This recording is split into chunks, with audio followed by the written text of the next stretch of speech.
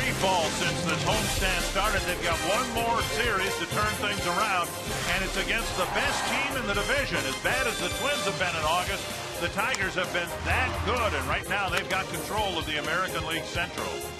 The last time the Twins played the Tigers, Jim Thome was making history. He hit his 600th home run in Detroit.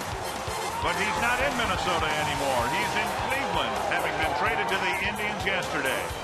And with that, we bring you inside Target Field. Dick Bramer along with Hall of Famer Burt Blyleven, and we're happy for Jim Thome, but sad to see him leave. Yeah, you know what, Jim Thome, so much respect that he, I think, brought to the organization and his players and his manager, and I think us up here in the booth, the fans, they all will miss Jim Thome. Twins are out of contention, so they are in transition, and that means they're taking a look at some players auditioning for next year, and that includes Trevor Plouffe at shortstop. Well, remember, Trevor Plouffe got some playing time at short earlier this year. It didn't work out, but he's come back. Yes, he's played different positions, now getting the regular start at short, and also swinging a bat very well, picking up some extra base hits.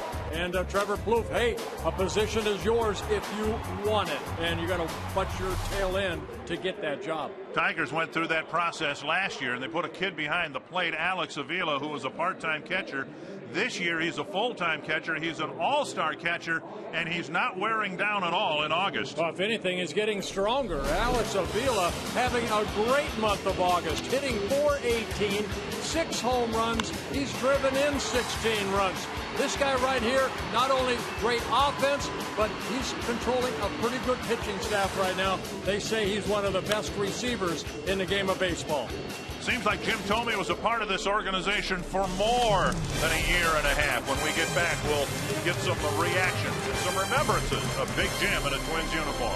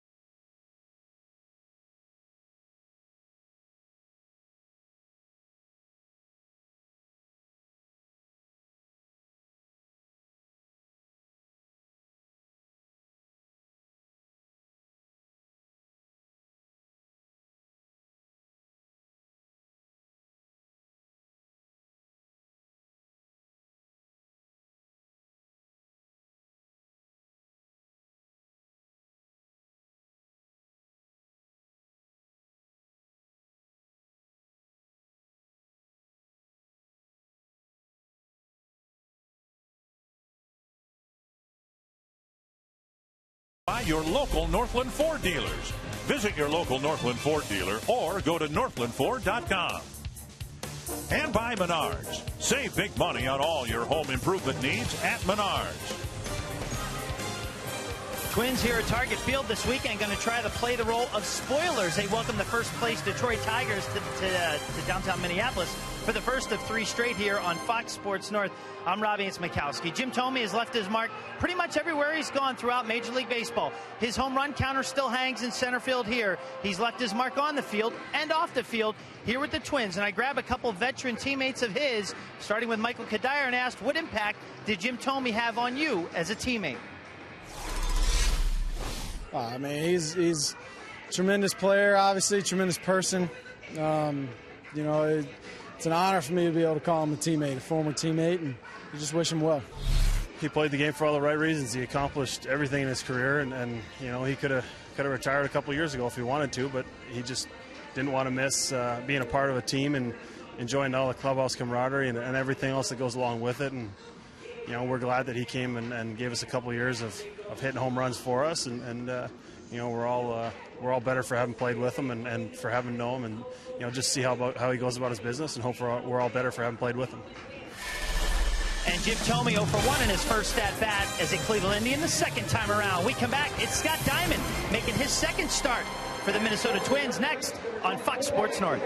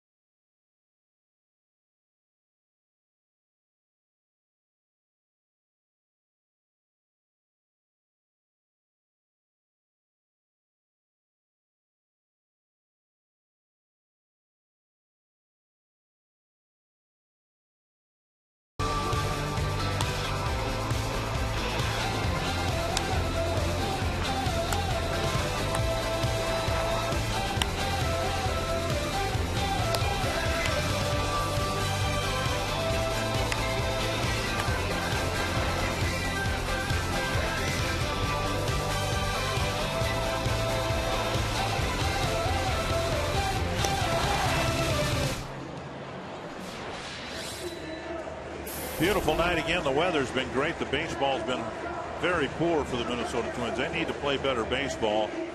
And Delman Young, who was traded to Detroit during the last road trip, will return to Target Field. Well, you know what? You play now as being the spoiler, and that's the only thing left, I feel, for the Minnesota Twins. So, you know, let's give Cleveland and Chicago right now, since the Twins are playing Detroit, an opportunity to maybe gain some ground.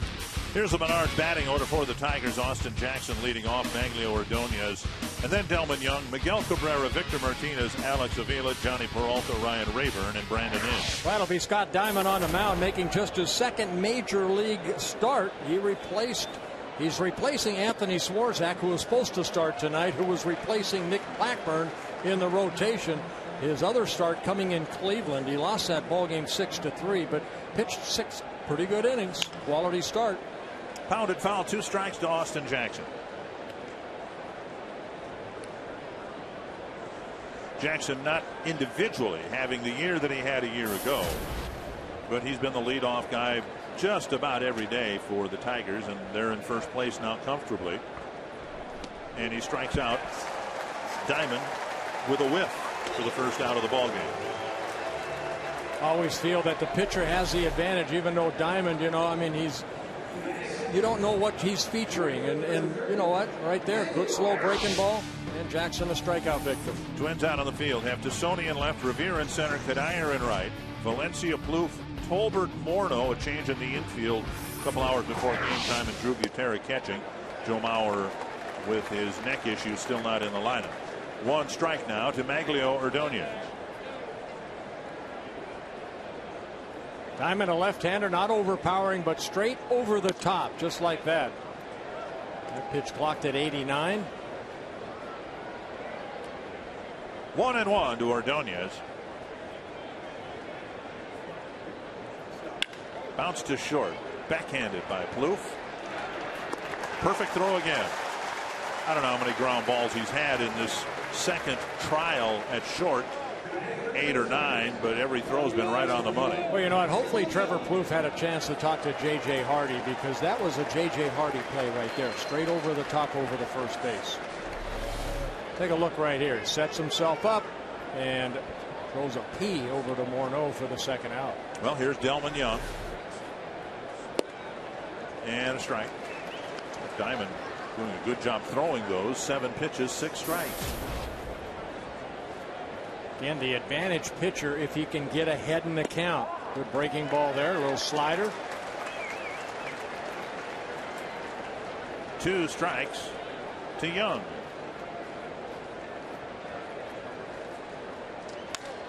He lines it to left, and Tassoni's there to make the catch. Pretty well hit ball by Young, but a 9-pitch 1-2-3 first for Scott Diamond.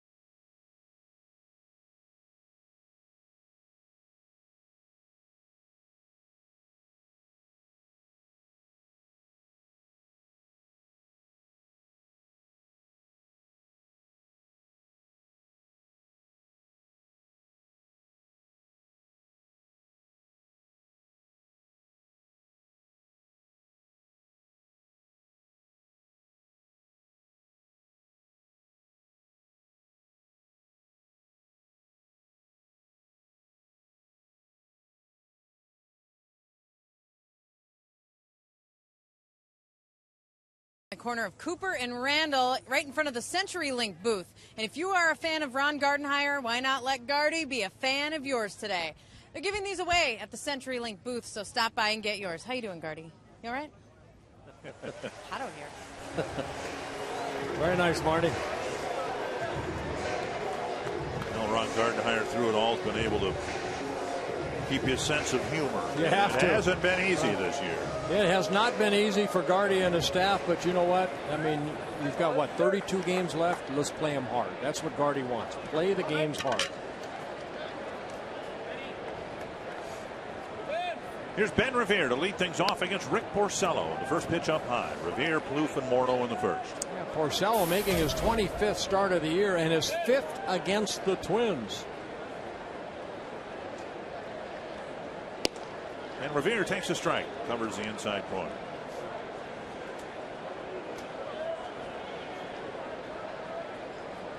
Porcello in his third season with the Tigers. 2-1. We've seen Revere do more and more of this, taking pitches in the initial at bat of the game, trying to get the count full and then hope something good happens after that. Now he grounds a single up the middle. He got not into a 3-2 count, but a 2-1 count. And he started the ball game with a base hit. Well, a lot of pitchers like Porcello, and we'll see Justin Verlander, Brad Penny, Verlander tomorrow, Brad Penny on Sunday. You want to establish that fastball early, and when you fall behind, go ahead and throw it. And that's exactly what Porcello does right here. Fastball, and Ben Revere works the count in his favor, looks for the fastball, and gets a base hit up the middle. So now he's got to deal with Revere's speed at first. Ben with 23 stolen bases in 30 attempts. As he gains more experience, and hopefully because of that, will get on base more often. We expect him to be a 40 to 50 steal a year guy in a full season. And Porcello steps off and looks over.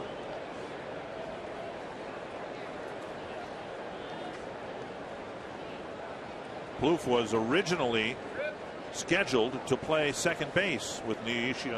There goes Revere, and the pitch is inside, and Avila's throw not in time. So Revere with that head first slide gets another stolen base. Yeah, Avila, pretty good arm behind the plate, but you know, very good jump by Ben Revere. And then that head first slide. Look at him take off right there. He's one of those guys that can be at full stride and full speed within 2 or 3 steps. A Ricky Henderson type, you know, of jet right off the get-go. You know, Lou Brock, those guys they're gifted to be able to do that. 1-1 to Plouffe, who squares to bunt, takes a pitch in the dirt. 2-1.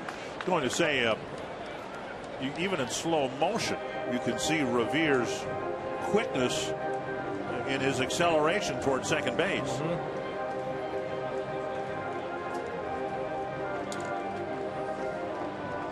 Well, Trevor Plouffe, what you want to do right here is try to get Ben Revere over to third. He tried it via the bunt in the last pitch. And now 3-1. Well, it's been a rocky start for Porcello in the month of August. He's had a really terrible month of August. The Twins hoping to take advantage of that lack of control he's had recently here in the first inning. Bounce to the right side. Very nice. Productive out for Trevor Plouffe, with Revere now going to third. Here's the Twins Menards batting order. You've seen Revere and Plouffe. Now Morneau will try to bring in Revere. Cuddyer, Kubel, Valencia, Tassoni, Tolbert, and Gutierrez. And Rick Porcello on the mound. The month of August has been a disaster. After going 5-0 in the month of July, in August he's 0-2 in 4 starts with a 9.15 earned run average. And he's had good success against the Twins, especially this year. He's 3-1 with a 3.42 ERA in 4 starts. Morneau lines one foul over by the tarp with the infield end. So Jim Leyland bringing the infield in the first inning, trying to shut down the first run of the game.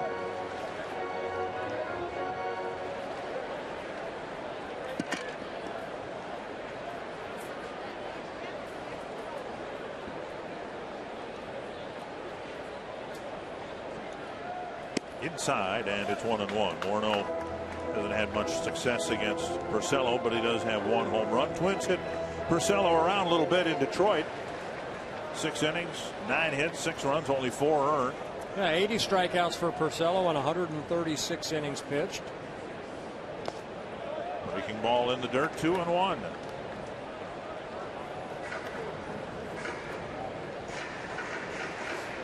Porcello rattled off 5 wins in his 5 July starts. And it's been very unpleasant for him here in August. Just 22 years old. You get that with a lot of young kids. The up and down of a long season. Some really good high points. And then it's how do they come out of these low points that he has found himself right now. 2-1. And now 3-1 with Cuddyer on deck. Even though his walk-to-inning ratio pitch is good, one thing they're saying here in the month of August, it's counts like this that have hurt him. He hasn't really been pitching ahead in the count. He's walked only 32 batters in 136 innings, but he's falling behind, and there's a walk. And Morneau takes the walk. First and third, one down. Cuddyer coming to the plate here. The Tigers out in the field. Austin Jackson has a lot of speed in center, and he's going to need it with his corner outfielders. Brandon Inge, Johnny Peralta, Ryan Raver, and Miguel Cabrera around the infield. And the Iron Man, Alex Avila, behind the plate. Well, it was my honor before the game to present Michael Cuddyer with the Hustle and Heart Award presented by the Major League Baseball Alumni Association. And I couldn't say it was more fitting than today after what happened the last couple days for this guy right here, Michael Cuddyer. He plays with a lot of hustle and a lot of heart. You can see the wrap around the left wrist that was drilled by a pitch 2 nights ago. He told me today his wrist is feeling a lot better, still sore obviously. See what he can get done here with the infield back at standard depth. And another nice block in the dirt by Avila. He, with Revere aboard, has had to make 3 blocks already.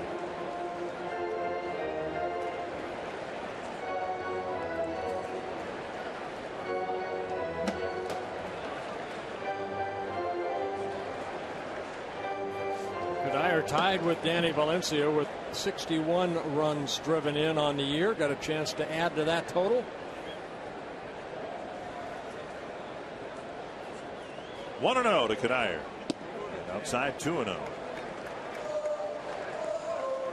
Scott Diamond, the Twin starter, very good at throwing strikes. And now Porcello at the other end of the spectrum, 16 pitches, just 5 strikes.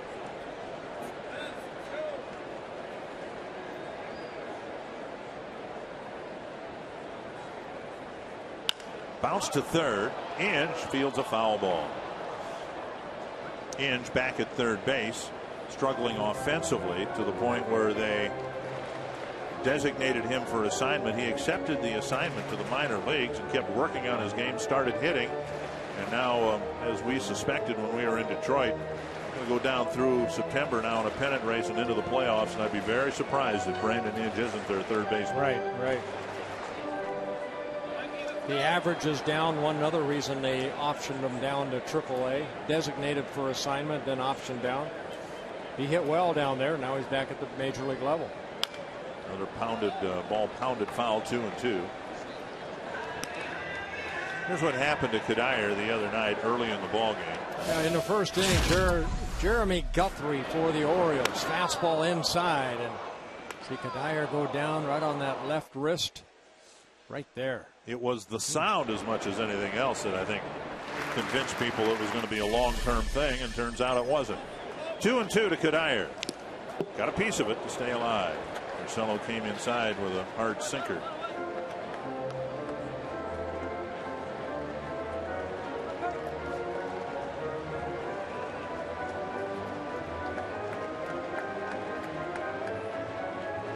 Twins with a chance to do some first inning damage.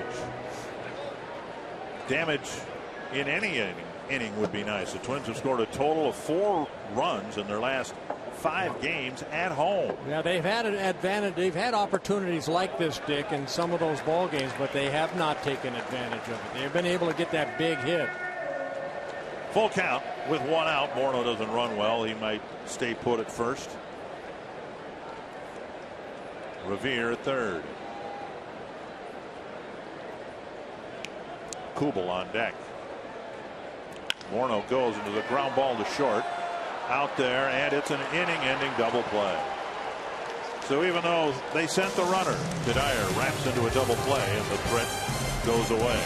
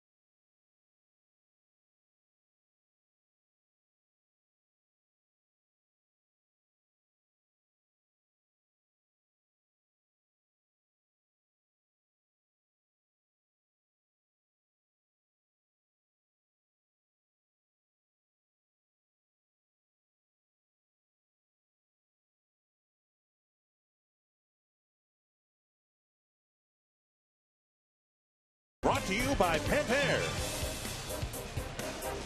Welcome back to a scoreless ball game in downtown Minneapolis. Twins and Tigers. I'm Robbie Smikowski. Francisco Liriano, just the latest pitcher in a number of many that have gone to the disabled list in recent weeks here, and brings us to our Sanford Health Injury Report. Placed on the DL. It's a left posterior shoulder strain. That is good news because the MRI came back negative as showing just a strain without any other structural damage of Francisco Liriano's shoulder. The hope is that he's going to resume throwing whenever he can tolerate resuming throwing, Dick and Bird. So that is actually good news for Francisco Liriano. Nothing seriously wrong with his shoulder, and we're hoping that he's just on that 15-day DL and no longer. Well, absolutely, it is good news. Structurally, nothing wrong. There's structurally nothing wrong with Nick Blackburn's elbow, Scott Baker's elbow. And we, again, may end up this year with more MRIs than wins. Well, Scott Diamond off to a good start. Roy Smalley, I know you're down on that camera. Well, you know, when you face a pitcher for the first time, you know, all the Detroit hitters have not seen Scott Diamond. You know, important for Diamond to get ahead in the count, like he has been. Well, you're absolutely right, Bert, and you've been right. You say this a lot, that the pitcher has the advantage when hitters have never seen him. That's absolutely true. And the great thing about Scott Diamond in this start so far, he's just pumping strikes with 3 different pitches. That will give him a chance against these, a really good chance against these good Tiger hitters. Diamond originally a Rule 5 pickup from Atlanta, and then Twins didn't have any space for him on the 25-man roster coming out of spring training, so they swung a trade to keep Diamond in the organization. There's a liner off the glove of Valencia and into left field. So Cabrera waited, saw quite a few pitches, and found one to his liking and drilled it to left. Yeah, Cabrera took the day off yesterday to go down to Miami, Florida. The Tigers were in Tampa Bay. His wife delivered their first son, their 3rd child. So he missed yesterday's ball game. Tigers ended up beating the Tampa Bay Rays. That's you have a hard time having a quarrel with that pitch. It was a breaking pitch down and in. Yeah. Just a really good hitter. Teed off on it. Here's Victor Martinez.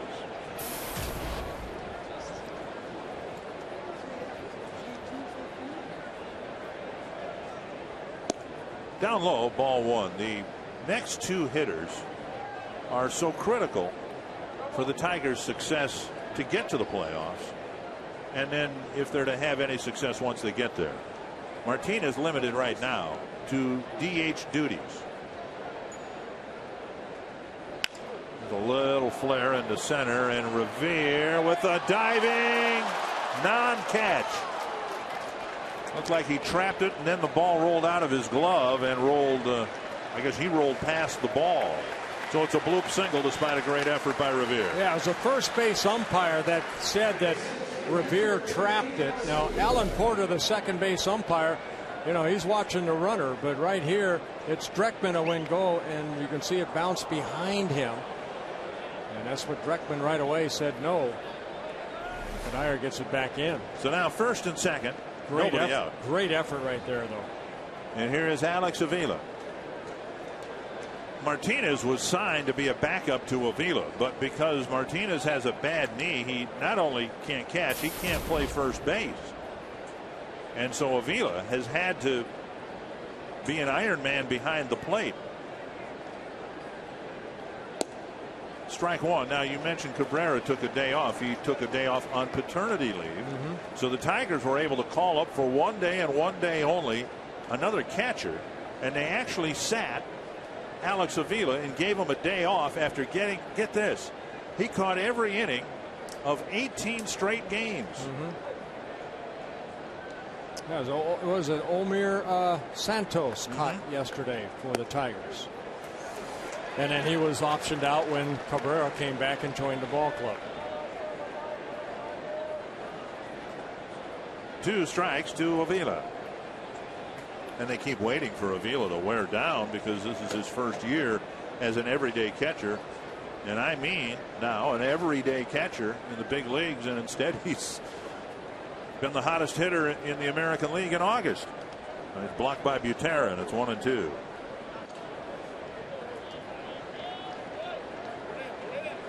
So Diamond, who had a breeze through the first inning, now into some trouble here in the second. Well, Cabrera hit a pretty good pitch. Martinez kind of fisted that ball out to short center field, so maybe he's one good ground ball away from getting a couple outs here.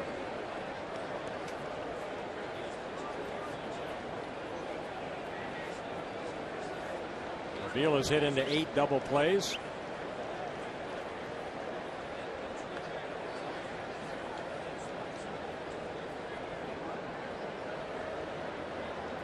See the outfield playing pretty even up for Avila. And now a fastball outside, 2-2. Well, it's been a while for Diamond to win a ball game. Not only, you know, his stint here in Minnesota in July, but you have to go back to AAA. He came to the Twins here in Rochester. 4 wins and 14 losses. He has not won a ball game since the middle of June. 0-8 over his last 10 starts. And Avila's faced some collisions at the plate. Remember this collision as Ben Revere was trying to get an inside the park home run. Fukudome, that one ended the game with the Fukudome being thrown out. 2-2 to Avila. Fisted foul.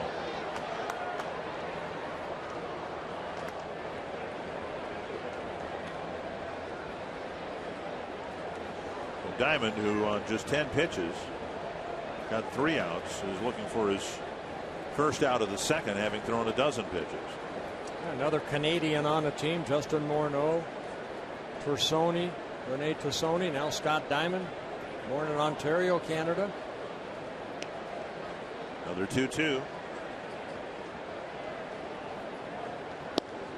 Pulled the string, got a strikeout, 1 away. Pretty good breaking ball right there, and the first out is recorded. Second strikeout for Scott Diamond. In his first outing against the Indians back in July, he had 1 strikeout in 6 1/3 innings. A pretty good changeup there. So 1 down, and here's Johnny Peralta.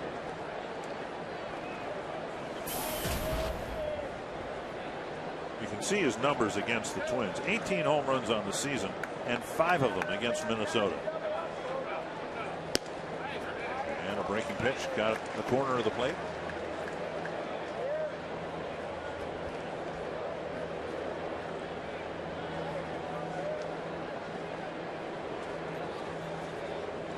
Peralta's bounced into 9 double plays this year. Just outside 1-1.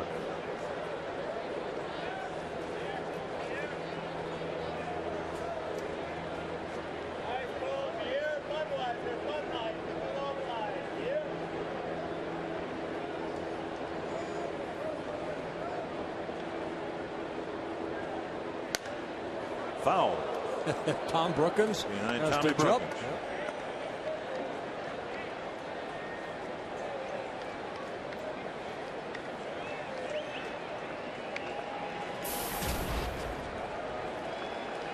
And the former manager Gene Lamont across the way at third. 1-2. Diamond continues to throw strikes. Up and in, 2-2. Good fastball right there.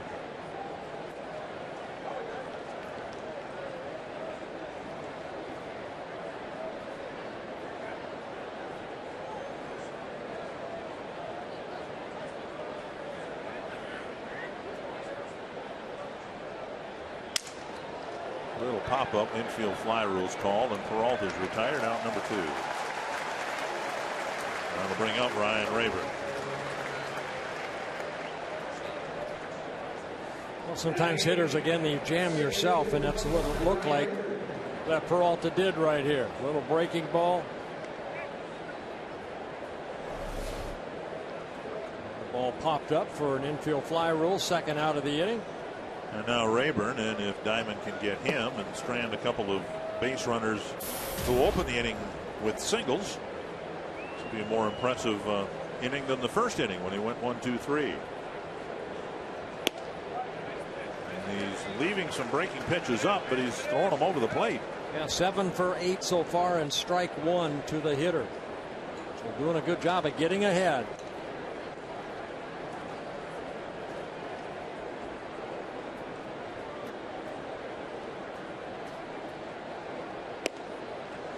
And a fastball inside. All right, we're going to let this go another inning or so, but we're going to get your analysis of Diamond. We've seen a 90-mile-per-hour fastball. He might get it up a tick or two above that. Well, I can tell you, I already liked his fastballs inside, just to open up the outer half of the plate a little bit. All right, that's 90. That's enough if you can control it, right? If you can control it, keep it down, change speeds like he's been able to do so far. You know, so many people think that, you know, major league pitchers throw 95, 96 miles an hour. The average fastball is between probably 88 and 92 in that range right there. Most important thing is what you do with that pitch, the location of that pitch. 1-2 to Ryan Rayburn.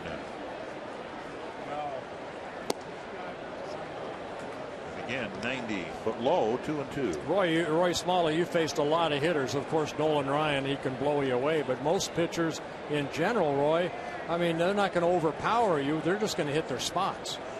You are absolutely right, Bert. I couldn't agree more with what you're saying about how impressed we are with Diamond throwing inside these hitters so far. Bounce to third. Valencia with a nice pickup, fires to second to end the inning. Nice play. And Diamond with a nice job of pitching after the first two batters reached with singles.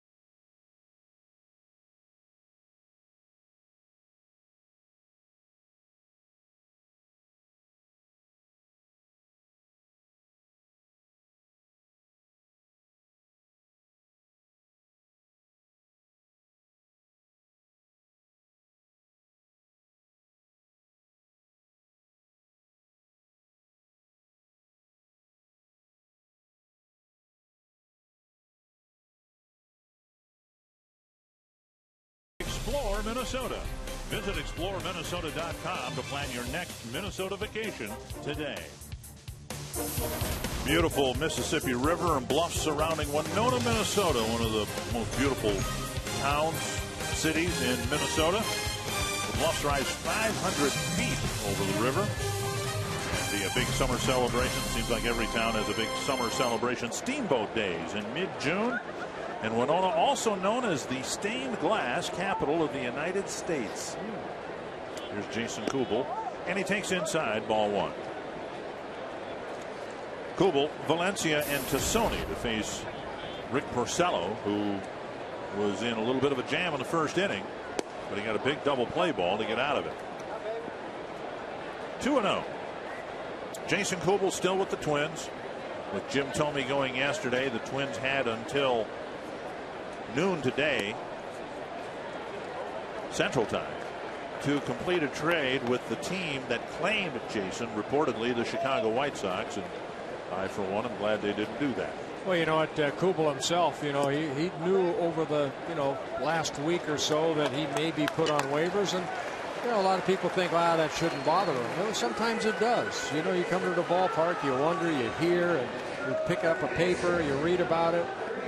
And now that he's going to remain here, hopefully the rest of the year, he can relax and hopefully finish the season strong. Vila to the mound, Cabrera to the mound. Second walk for Rick Porcello. You know, there's nothing. Let's say the Twins had traded Kubel to Chicago, or for that matter, the Jim Thome situation going to Cleveland.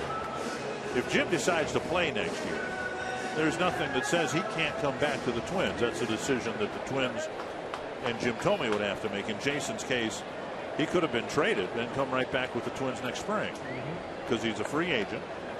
Twins went that route a couple of times with Rick Aguilera. They traded him in the summertime and then re-signed him in the offseason. And Cuddyer too, a free agent. 1-0 to Valencia. Yeah, Valencia missing yesterday's ball game, got a wisdom tooth taken out.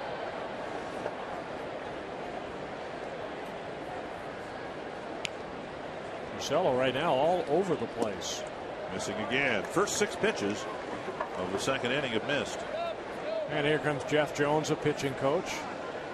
He was so lucky to get out of the jam. It was a 3-2 pitch to Cuddyer, and he got him to bounce into a double play that got him out of the inning. Here's a quick trip to the mound. Yeah, it was former Twins farmhand Rick Knapp that was a pitching coach at the beginning of the year, but then a change was made, and now Jeff Jones, who was the bullpen coach, pitching coach down there, becomes the head pitching coach. So he says his piece: get the ball over the plate, trust your stuff, trust your defense, no strikes. What else more can be said? Don't get me fired.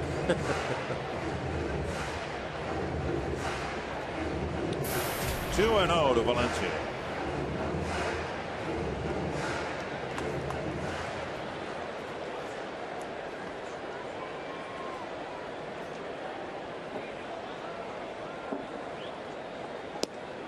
And a strike at the knees.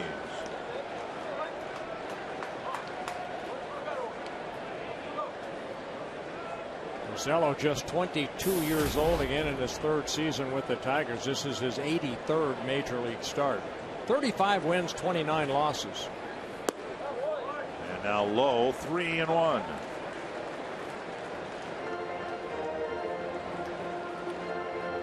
With Tassoni on deck. 5 straight hitters he's had a 3-ball count to.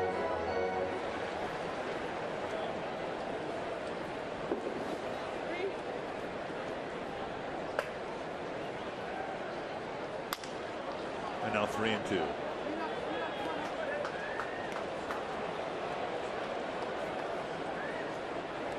We'll see if the Twins send Kubel. They sent Morneau in the first inning, trying to stay out of a double play, but Cuddyer hit into one anyway.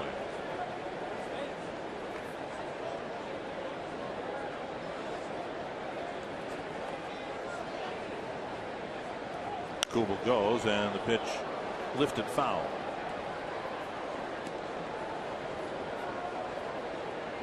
Twins 20 games below 500 for the second time this year. Now, they were swept by the Tigers to get to that point in early June this year, and then took off on a tear and got to within 5 games of the 500 mark a couple of times.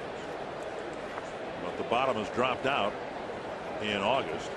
Yeah, Twins just 5-17 in the month of August. Another 3-2 to Valencia. Kubel goes again. The pitch drilled to left. A base hit. And Kubel holds up at second. So Valencia gets a 3-2 pitch and lines it sharply into left field.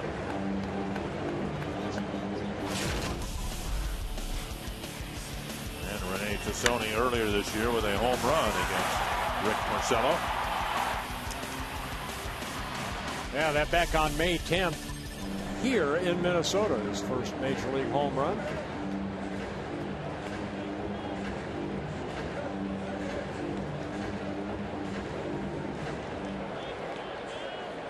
Tassoni, the left fielder, and it'll be followed by Matt Tolbert, the second baseman.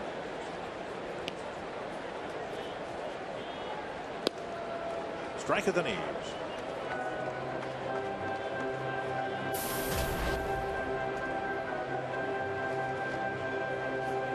Walks really not much of an issue for Porcello over the course of the season. 31 unintentional walks in 136 innings. He's only had 3 starts that he's walked 3 batters in a ball game. Other than that, 1, 2, and so far 2 here this evening. 1-1. Having a tough time finding that strike zone. 34 pitches, only 14 strikes. We can take the suspense out of the CenturyLink high-speed pitch because Porcello is going to be 93 or so, and we've seen Diamond top out at 90, so he's got a stronger arm than the Twins lefty. And that one hits the knees. That's where he needs to pitch, down around the knees. When he's on, he gets a lot of ground ball outs. Left-handers have had a lot of success against him this year. Left-handers hitting .332, right-handers only .244.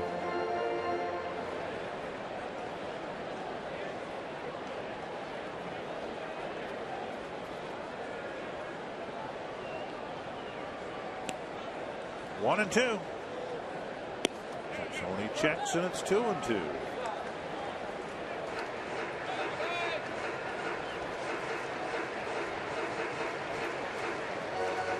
The Tigers have the best starter in the league in Justin Verlander. They've got the most successful closer in the league, Jose Valverde.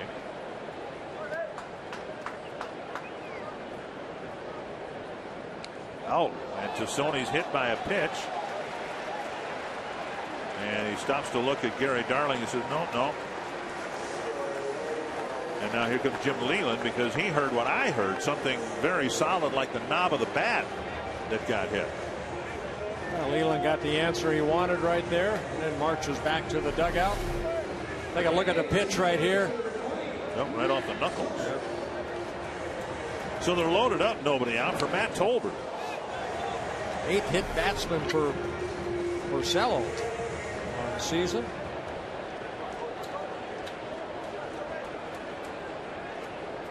Tolbert, 5 hits, 16 at bats against Porcello, and he can get a big hit here in the second inning. Strike on the outside corner. The original starting lineup had Tsuyoshi Nishioka at short and Trevor Plouffe at second. And then in some early infield work, Ron Gardenhire didn't like the way Nishioka physically was getting his throws across the diamond. Nice block again by Avila. And so they thought they needed, Nishioka needed another day to let his lower back recover from the injury.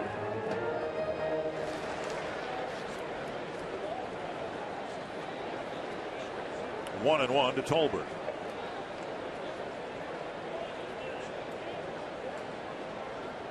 Right back to the mound.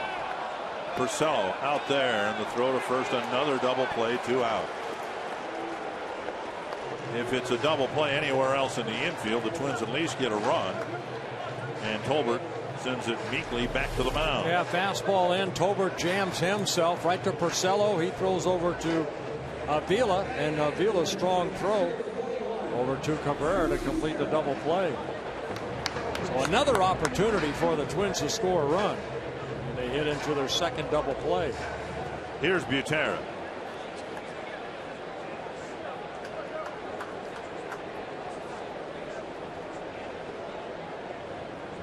Pop up, back and out of play. This is the 71st game that Drew Butera has caught for the Twins. Joe Mauer's only caught 50.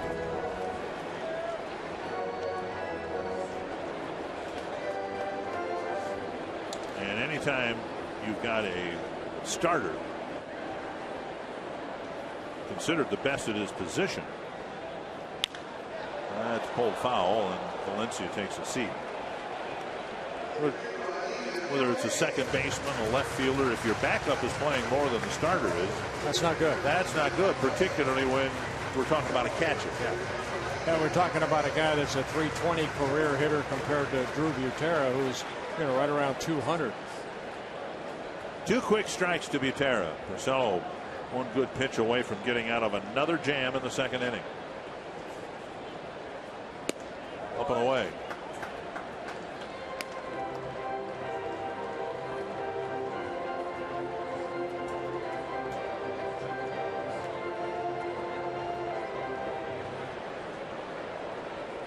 At a bases loaded, nobody out situation. Now second and third with 2 out.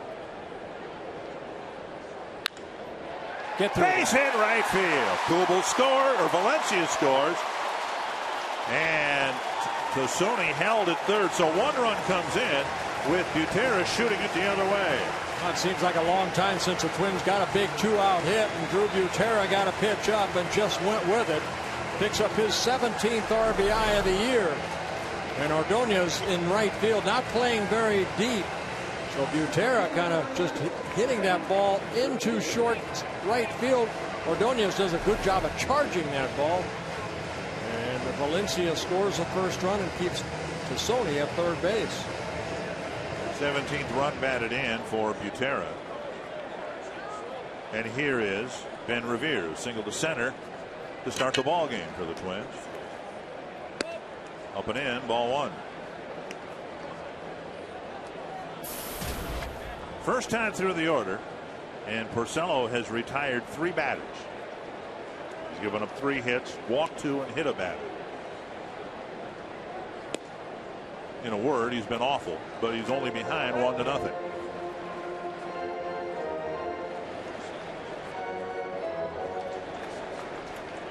See if Ben Revere can do something about that. 1-1. It'll be a tough play if they don't get the force at second. Revere is out at first on a very close play. Here comes Ron Gardner. I think he's got a legitimate beef. I don't think there's any way Ben Revere is retired on this ball. Bruce Dreckman is the first base umpire. The Twins get one.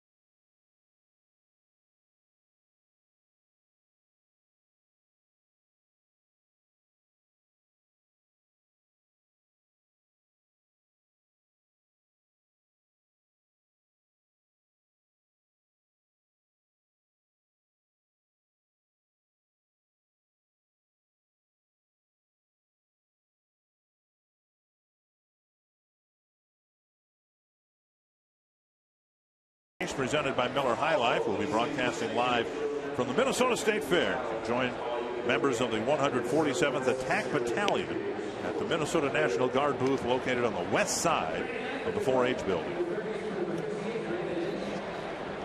1-0. The Twins have the lead. The inning should still be going on, I think. Bang bang play right here. Watch Ben Revere's foot hit the bag, and then the ball makes contact with Cabrera's glove. Definitely safe right there. Gardy went out and argued, but to no avail. Bruce Dreckman, the first base umpire. Brandon Inge will lead off the third with the Twins up 1-0. Inge, Jackson, and Ordonez facing Scott Diamond, who breezed through the first inning, and he had to pitch a little bit in the second. Yeah, 24 pitches in the second, only 9 in the first in the 1-2-3 inning. Up the middle sharply, and Inge starts the third inning with a single. Well, we have Olivia and Charles, and the third name is Ariana Crutchfield, who are up here. Their father bought the visit us in the booth. Dr. Charles Crutchfield. Right. The broadcast experience on the on-air auctions. And boy, our booth has never looked better. Now, I saw you reach into your pocket because you offered hot dogs. Many hot dogs as they can eat while they're up here. That's right. And we have them here. One with mustard for you. All right, I offered free drinks. Yeah, because they're free in the back room. That's why you got to pay for these. Heck yeah. So eat up, kids. Hurry up. Eat as many as you can. Right. Because he's going to buy you more. You got to be out of here in 2 minutes. Hurry up. Eat them. They're already spitting them out. It's just like the 4th of July contest, right? They'll each put about 40 of them away. My kids won't be able to go to college. They were going to go anyway. Don't worry about it. 2 strikes to Austin Jackson. He struck out to start the ball game. How's the hot dog? Good? No? Hurry up, eat. No, take your time.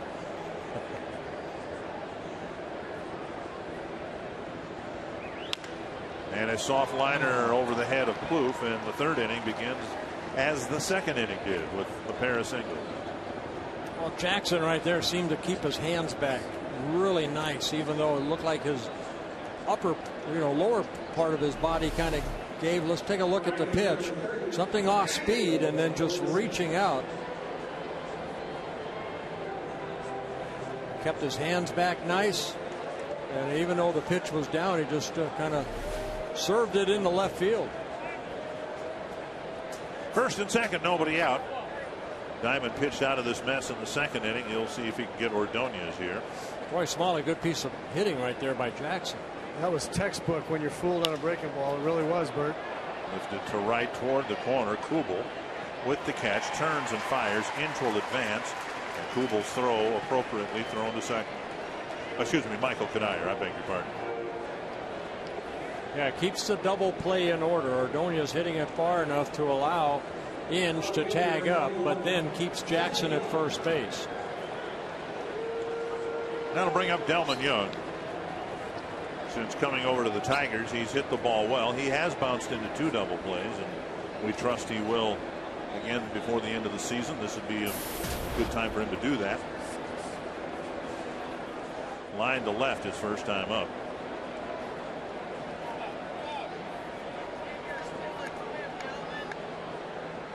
Popped up and down a play. When the Tigers got Young, the premise was he was going to get the at-bats that Maglio Ordonez had been getting. But now almost as soon as Ordonez was put on the bench, Brennan Bosch has been bothered with a thumb injury. And they're unsure about his availability. It's not a good situation for Bosch. So the veteran Ordonez still in the picture with Young in left. 1 strike. Hits the mound. Nice knockdown. And everybody's saved. Tolbert had a tough play to make because that ball hit the mound with some topspin. Tolbert tried to field it and couldn't. Boy, you know what? You need to make plays like this to, get yourself out of innings. And Tolbert backhanded that ball and it hit his glove. Now watch it hit the mound. It slows up right there. Tolbert gets there, but then on a little short hop, a little flip over to second base, maybe a double play instead. Runner safe. And the game is tied. Here's Cabrera, who singled to left his first time up. Delman will be credited with an infield base hit, picking up an RBI, his 39th of the year. Fastball up and away. 5 singles allowed now by Scott Diamond. I don't want to say, but when you're playing well, that ball's turned right there. That's turned into a double play.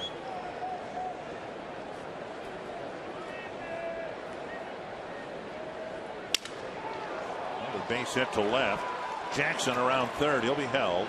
The 4th single of the inning. The bases are loaded with 1 out. Yeah, Cabrera, since being a papa again for the 3rd time, gets his 2nd straight hit.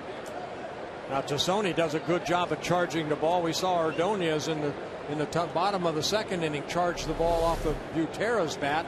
And right here, Cabrera, such a good hitter, so strong. But there's Tassoni right there charging the ball. And see the 3rd base coach Gene Lamont holding him up.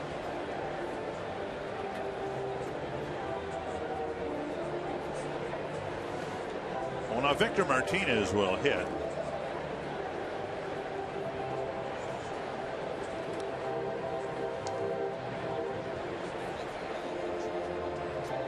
And Martinez does not run well when healthy, but he is not healthy. He suffered a knee injury on that play being tagged out. Remember last year the Tigers lost Maglio Ordonez on a slide at the plate. And so they're very concerned about Martinez. It might very well be that his days of playing in the field are done for this year. In yesterday's scenario, they tried to imagine him at first base, and he's just not able to even play first base. Well, I'll tell you what, one thing they want him to do is what he's doing right here, is that's hitting. This hitting right here. The highest with runners in scoring position. There's Victor Martinez hitting 400 this year in the American League, and his counterpart right there, Miguel Cabrera, second. That's one reason they're in first place. Good hitting in situations like this. And Martinez, a switch hitter, is a right-hander hitting 300, left-hander 328. So good hitter from both sides of the plate. Now, hoping for a ground ball with, the lack of speed that Martinez has. Maybe Diamond can get a ground ball, maybe turn a double play. 2-0. Diamond's done such a good job of throwing strikes, but he falls behind Martinez with the bases loaded. Yeah, I think they're done with their hot dogs. You guys want another one? I don't see another. No? Another one? With mustard? Yeah, they're all done. Right? Doc, come on. They're at the ball game. Let them have another one. It's on me. You want another one? No, you let me know. 2-0.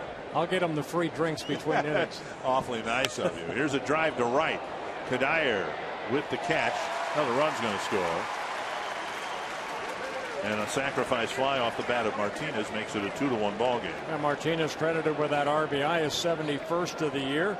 And it scores Jackson from third base. Young advances to third. And Alex Avila will hit. Now Cabrera scampering to second, thinking the time had not been called. But he's sent back to first.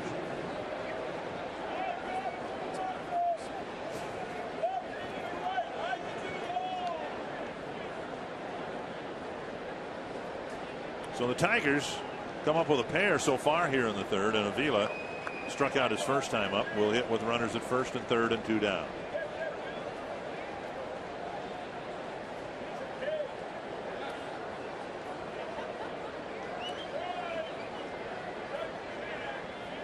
Check swing and a strike. Avila kind of looking back at home plate umpire Gary Darling, say, you know what? Hopefully you'll give my pitcher that same pitch. Let's see on Fox track where that pitch was. Love umpires like that. A half swing, strike 2.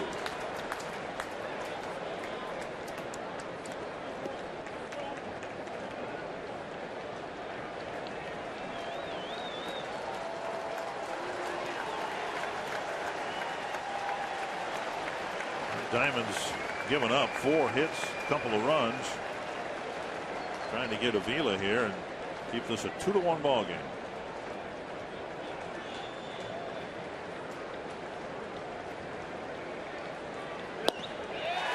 And he strikes out Avila for the second time.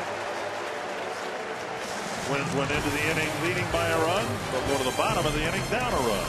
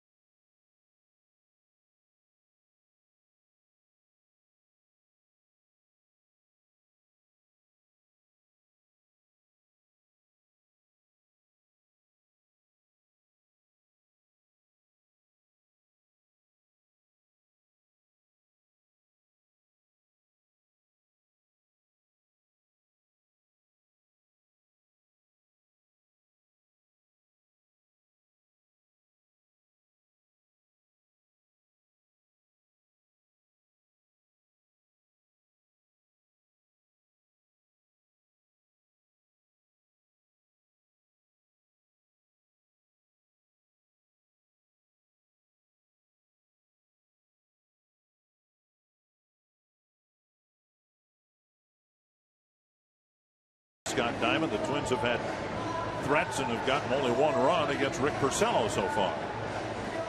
Yeah, what Porcello has done, he's thrown a lot of pitches. There's Scott Diamond. After 3 innings of work, 49 pitches in 3 innings. And 47 pitches for 2 innings for Rick Porcello. Trevor Plouffe will lead off the third in the first inning. An encouraging sign for the Twins, and I know it isn't much, but with a runner at second, nobody out, the Twins functioned like a team about ready to break out of a slump.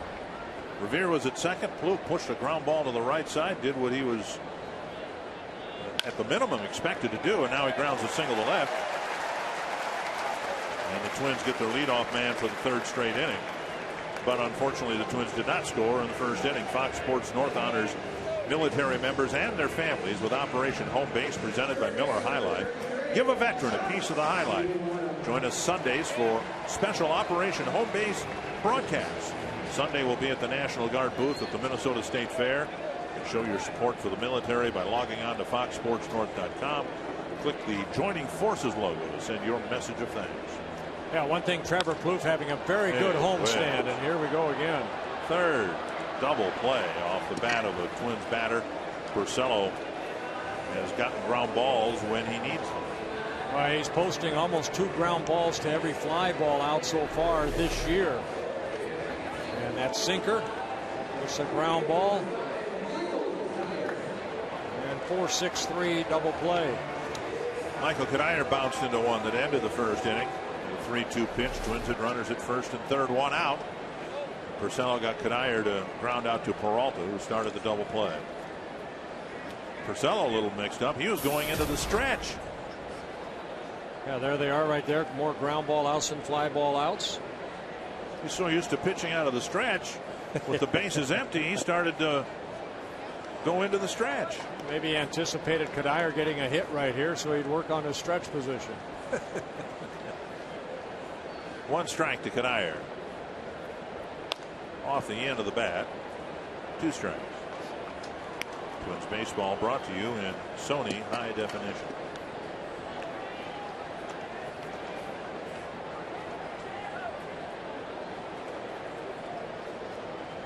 Two strikes.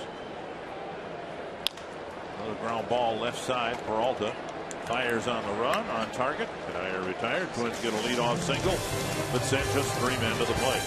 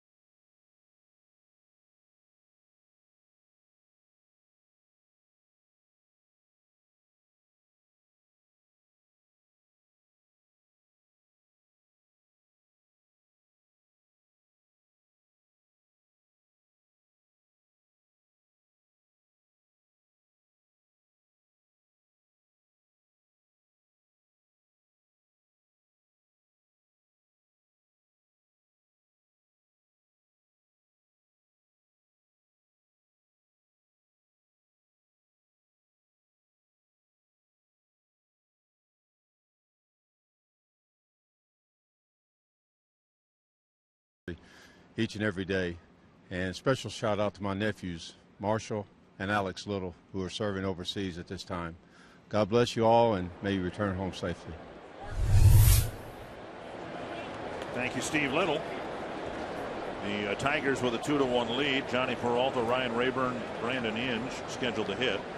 What a nice man, Dr. Crutchfield, and his children. I tell you what, he has helped with Parkinson's before, some of the fundraisers that I've had, and then of course the Twins Community Fund. His dad's a pretty good outfielder too. He was on my fantasy camp team a couple of years ago. 2 strikes to Peralta, who hit a little pop-up with runners at first and second, 1 out in the second inning.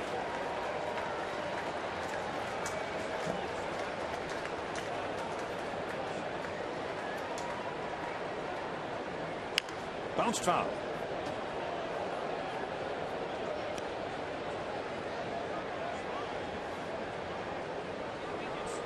Diamond 51 pitches, 37 strikes. Whole cluster of singles. Some of them hit well, some of them not.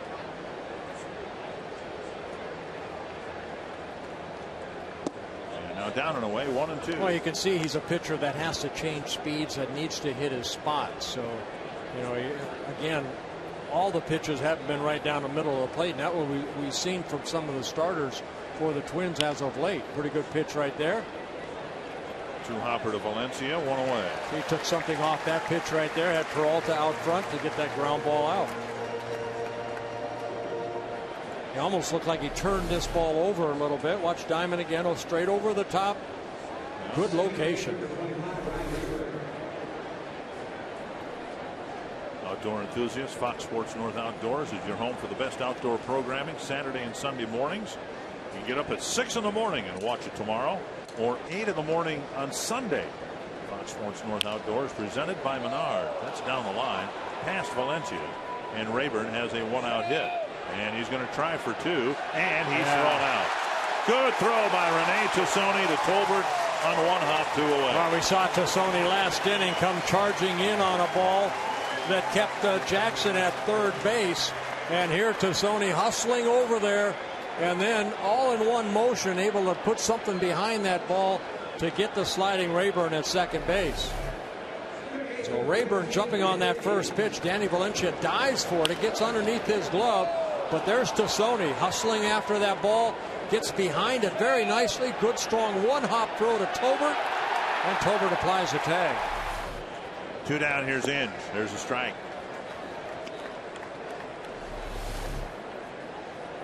So head first slide by Rayburn, but Tolbert, like he got him. Maybe. Good throw by Tassoni, an assist, his second. 1-1 to Brandon Inge. That's nubbed, and it's going to stay fair. An easy play for Butera.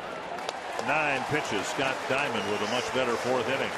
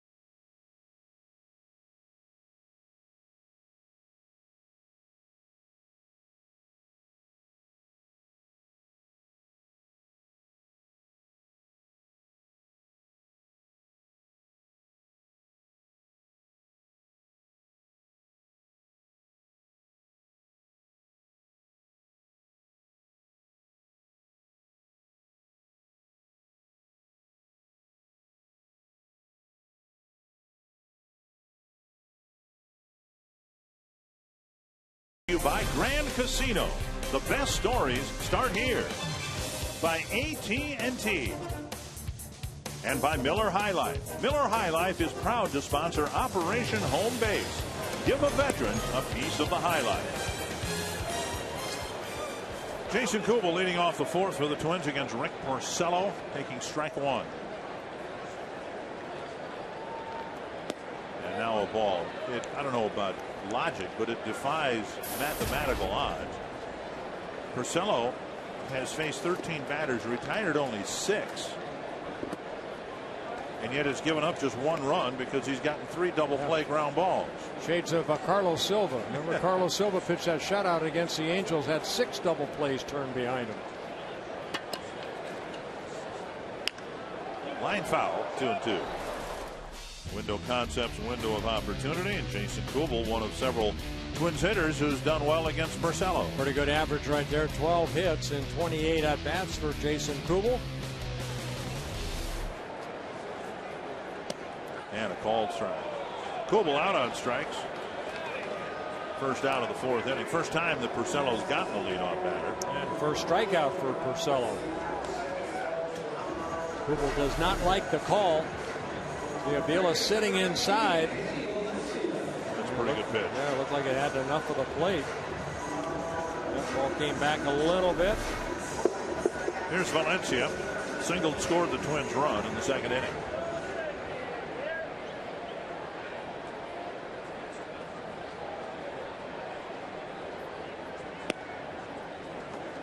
Strike one.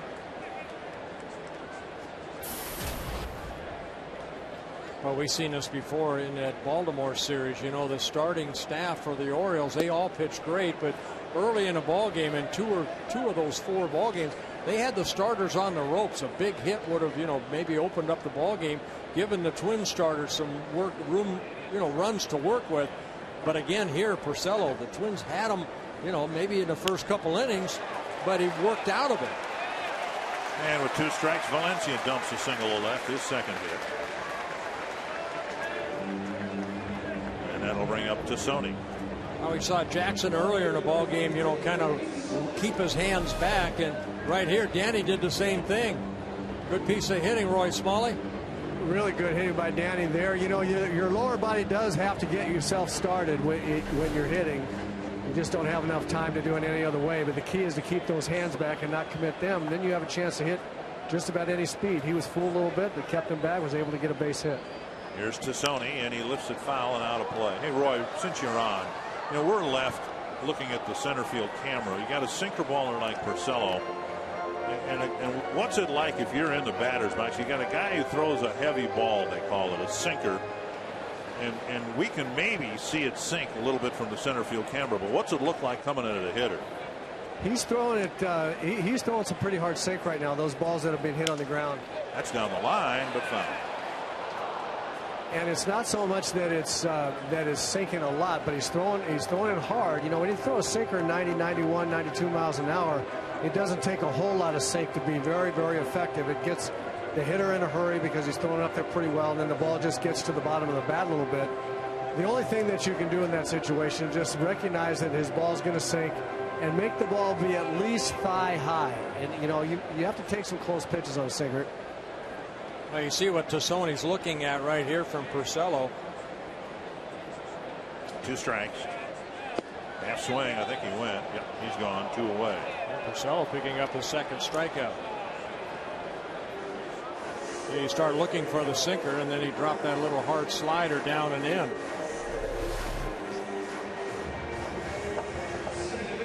A good angle right there, and Tassone unable to hold up. Twins had the bases loaded, nobody out in the 2nd inning, and then Porcello threw it in on the handle of Tolbert's bat. He grounded it right back to the pitcher for a 1-2-3 double play. Now a liner to left, and Delman Young has to jump and make the catch.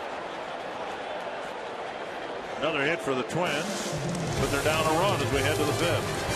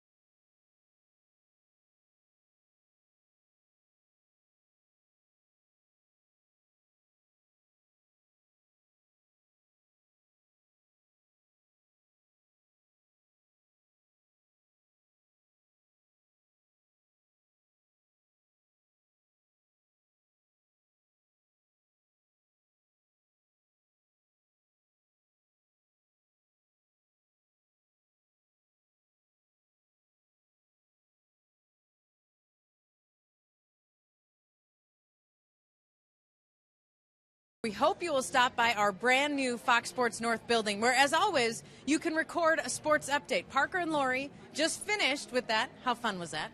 Really fun. Yeah, it sounds fun. They will be able to watch this back on the internet from our website. And who knows, maybe the future Anthony LaPanta and Marnie Gellner, if you work on your hair. Okay. Very nice. First pitch to Austin Jackson, tap foul, leading off the 5th inning against Scott Diamond.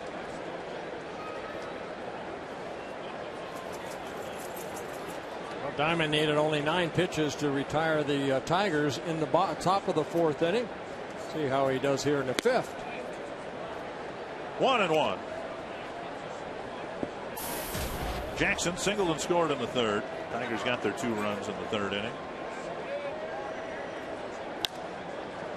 Line foul down into the right field corner. Now we have the Circle Me Burt contestants up here, Dick, and you know you bought hot dogs for the. That was a one-time only offer. That was for the auction. You don't want to buy them all hot dogs? I don't want to buy them all hot dogs. Okay. How about you finally, coming up with the drinks? I'll come up with the drinks. Yeah, we'll have free drinks right after this inning. Very good. In the other room, we have Kyle Kruger and his family here from Bismarck, North Dakota.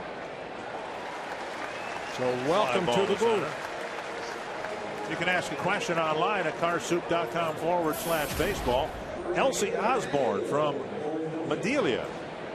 When the Twins bring a player up from the minors, how are they paid? A lot, we hope. They're paid by check. Okay. All right. So your entire major league career, you got paid what, every 2 weeks? We got paid on the 1st and 15th, yes. Okay. Some players get it spread out over the year.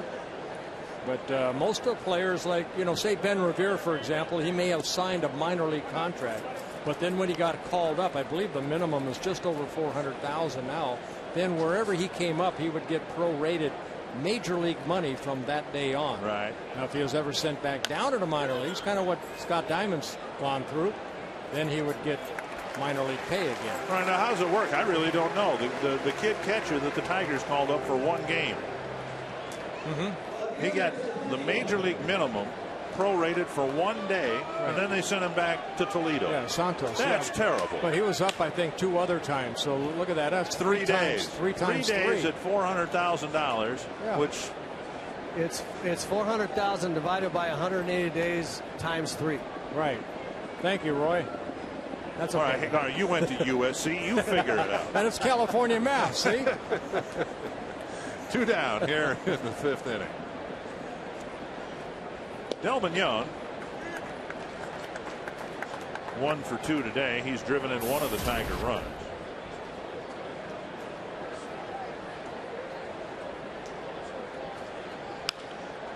High pop up to left. Tassoni coming in. Plouffe out. And it's Plouffe. And on 9 pitches again, Scott Diamond. It's about $2,000 a day. 182. You didn't figure that out by yourself. Yes, I did. It's in my head.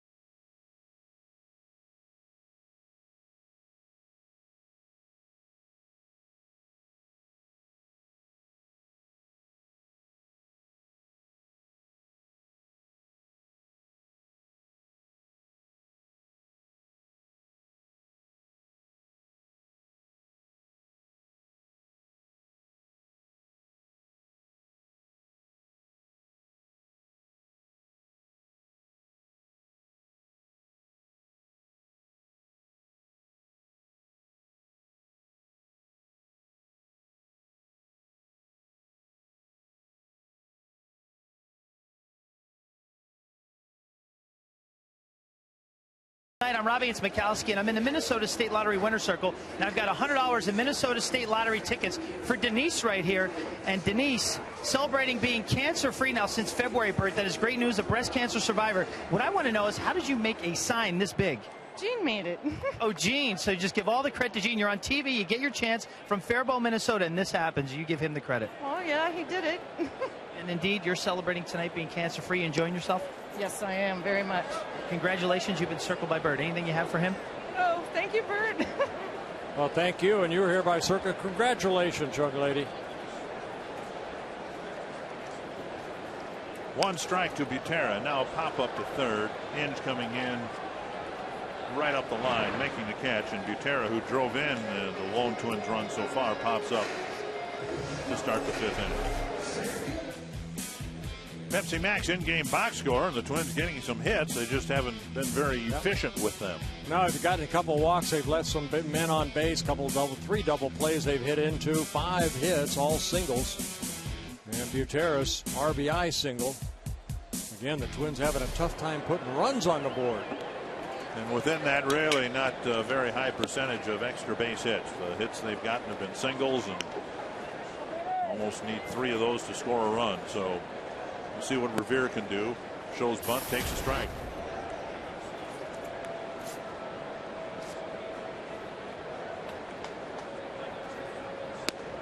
Up high, 1-1. Indians leading the Royals 2-1, top of the 9th inning. White Sox are playing Seattle later tonight. 2-1 now to Ben Revere.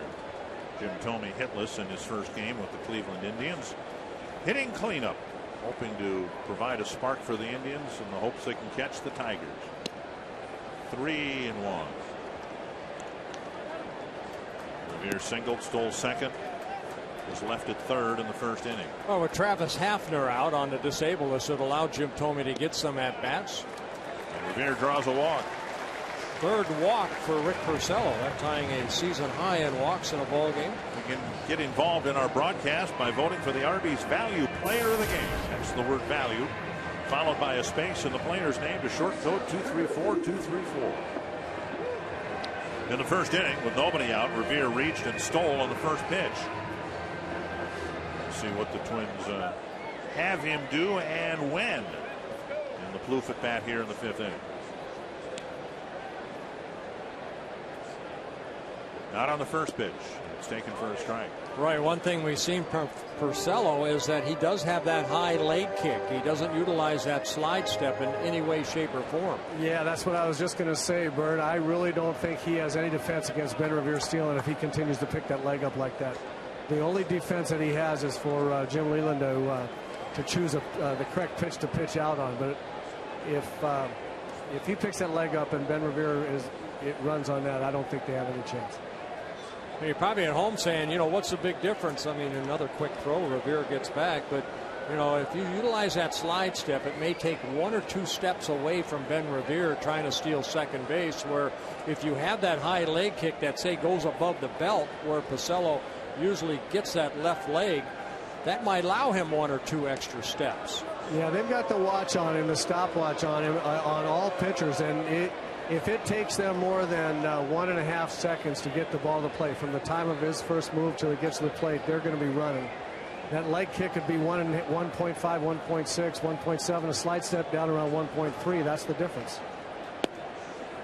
Plouffe shows bunt. Revere bluffed towards second. It's 1-1. Yeah, we've seen Plouffe do this before. Brandon Inge was playing back, and he thought about, hey, I'll lay that ball down that third baseline. Take a look right here at Porcello's high leg kick, and that's what Ben Revere is watching. Now he's watching maybe the heel of that left foot. Roy, maybe that's what you're watching. Heel or front knee, absolutely. That's bounced. Oh, what a stop at third by Brandon Inge, and he throws him out. What a sensational play by Brandon Inge. That's as good a play as you're going to see a third baseman ever make right there. Terrific play. Unbelievable right there. That ball looked like it was going to go down that left field line, and Inge at the last second leaped He left the ground right there. Knee, though. That's amazing to get that much and that accurate on that throw. Now, he's always had a great arm, but not too many times you have to do this. Throw it from your right knee. And on target. No bet. Terrific play. Revere at second, 2 down, and here's Morneau. The only run the Twins have gotten, they got on a 2-out hit from Drew Butera. Now they're looking for one from Morneau. And he swings at a breaking pitch in the dirt, 1 strike. Yeah, sometimes hitter guess, don't they, Roy? It looked like Justin thought he's going to go fastball in, and he started him off with that curveball down and in. That's exactly right. Justin was just sitting dead red inside, trying to get the big end of the bat out in front, and just committed it the first thing he saw. Who cares for 1 strike? Give it a shot. Right. See Kadire do that a lot.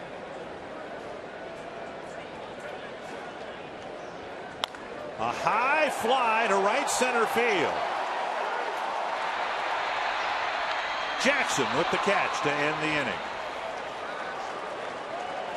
The Twins come up empty in the 5th, leaving Revere at second base, and it's still a 2-1 ball game.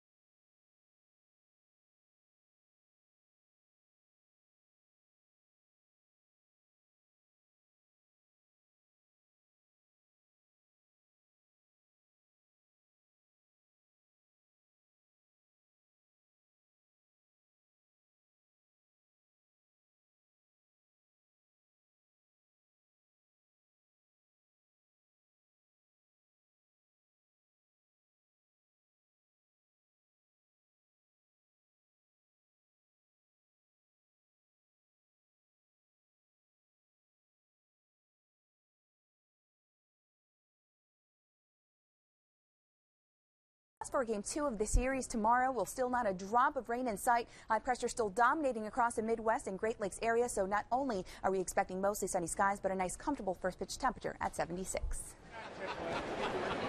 Here's Miguel Cabrera leading off the Detroit 6. Scott Diamond delivers up and away, ball 1. Yeah, Diamond doing a good job last couple innings, just giving up 1 hit, but only 18 pitches to retire 6, get 6 outs. Cabrera 2 for 2 in a ball game. The Indians beat the Royals 2-1. Chris Perez just got the save. And so the Indians trying to put a little pressure on the Detroit Tigers. Jim Thome went hitless, struck out a couple of times. Down and away, 2-1. So if the Twins can come back and win this game, then there's a 5.5 game separating Detroit and Cleveland. And that's about all the Twins can do right now is, get those other teams right now because they're playing the Tigers. You beat the Tigers. Cabrera lashing one to right center field. He'll have an extra base hit to start the 6th inning. And he's aboard with a double.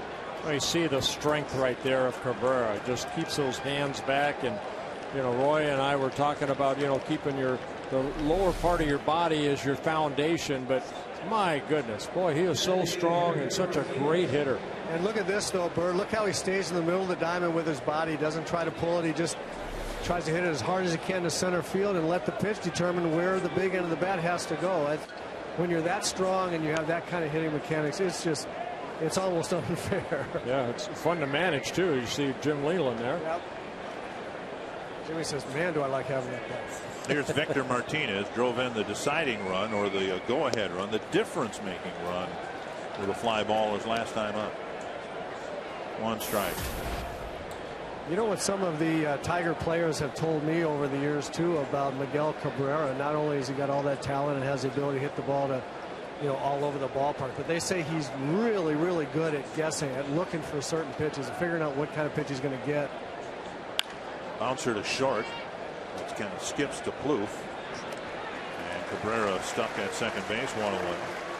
Trivia time with the Tigers and Twins meeting in the opening game of this series, who are the 3 visiting players to hit 5 or more home runs at Target Field. Well, now that's kind of a trick question, because I got to believe Delman Young is one of them.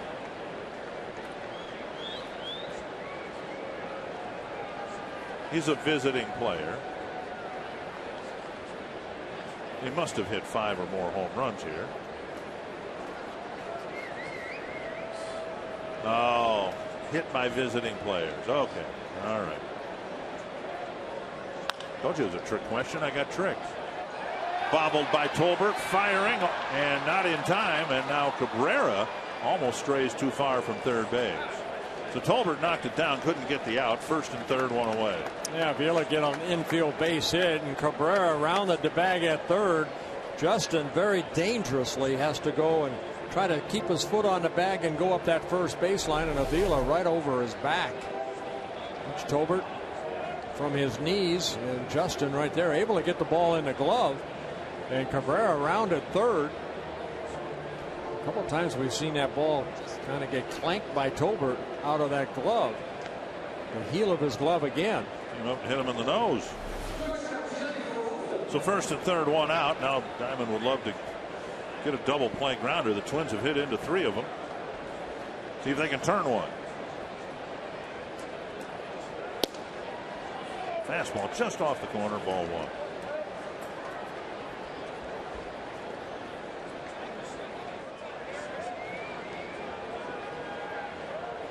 This will be pitch number 75 for Scott Diamond. Maybe. There we go. Turn it. 1. There you go. A big one, too. After the leadoff double, the Tigers don't score, and it's still 2-1.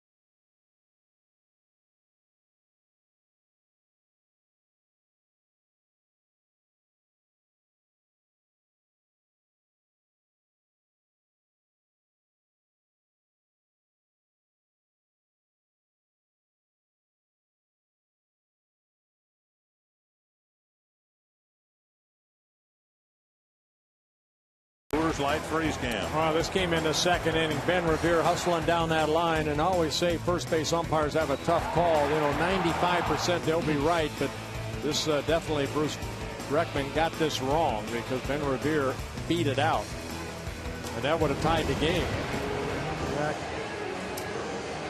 Well, the middle of the Twins lineup will try to tie it up here in the 6th inning. Michael Cuddyer, Jason Kubel, Danny Valencia. I should have said that would have given the Twins a 2-0 lead, and then the Tigers scored 2 in the top of the third. Swing and a miss by Cuddyer. Well, Purcell's doing a good job. Last 14 batters have been able to get ahead in the count, something he wasn't able to do early in the ball game.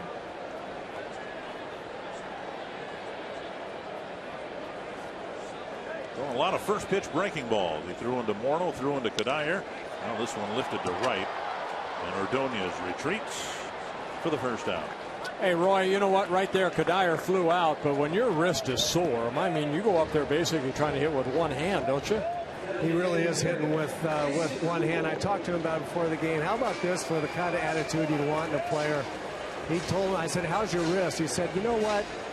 When I found out it wasn't broken, and the second day I came to the ballpark and I realized it was just a deep bone bruise and it wasn't going to be any better on the 6th day than it was on the 2nd, I said, let me get me in there. I might as well play. And Kubel grounds a single to right with one out in the 6th. So, yeah, it's hurting him an awful lot. And he knows it's just one of those things where, as Gary Gotti said, I'm fine. It just hurts. Yeah. Oh, those guys are gamers, Roy. They're gamers. Well, that's what he sure is. And that's a great example. And you'd love to have those kind of guys in your club as an example to everybody. Danny Valencia with a pair of hits. A run scored. He'll hit with Kubel at first and one out.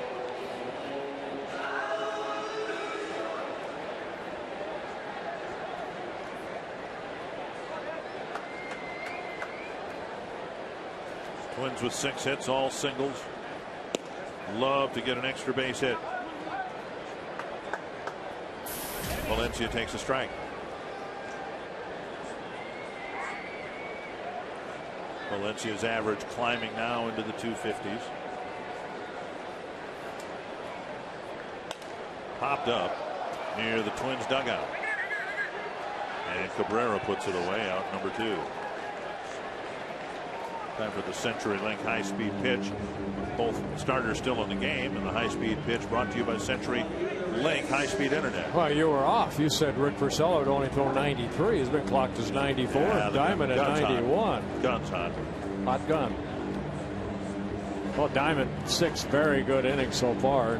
4 times he's only needed 9 pitches to retire the Tigers. Should do a pretty good job. This Tiger ball club, they can hit. Here's Tassone, hit by a pitch, and then he struck out. And again, strike one. 17 straight batters for Purcell to get strike one. With an off-speed pitch.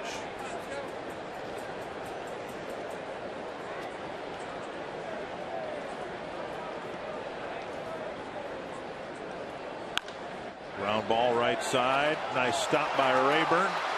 Can't recover in time, and Tassone will reach. Rayburn stopped it. Kind of the same thing happened that happened to Tolbert. Yeah, almost the same thing that Alex Avila hit. Almost the same spot. Rayburn going over, and he dives for it. And the ball trickles away, and then the throw. Watch the throw. Cabrera has to reach into the runner, that being Tassone. So that should be an infield base hit for Tassone, as it was for Avila. 7 hits, all of them singles. And here's Tolbert.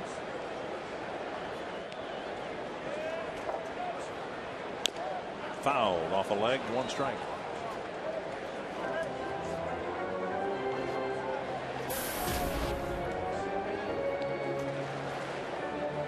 Tolbert came up in the 2nd inning with bases loaded, nobody out, and then hit into that 1-2-3 double play. Kadire getting the wrap off his left wrist. Who needs a trainer? Just give me a pair of shears. I'm getting rid of this thing.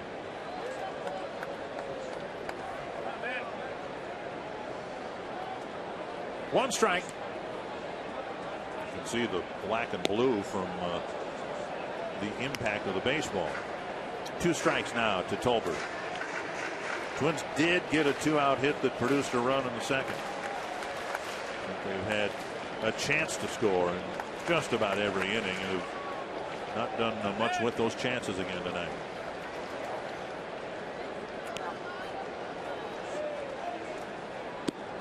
Down and in, and it's 1-2.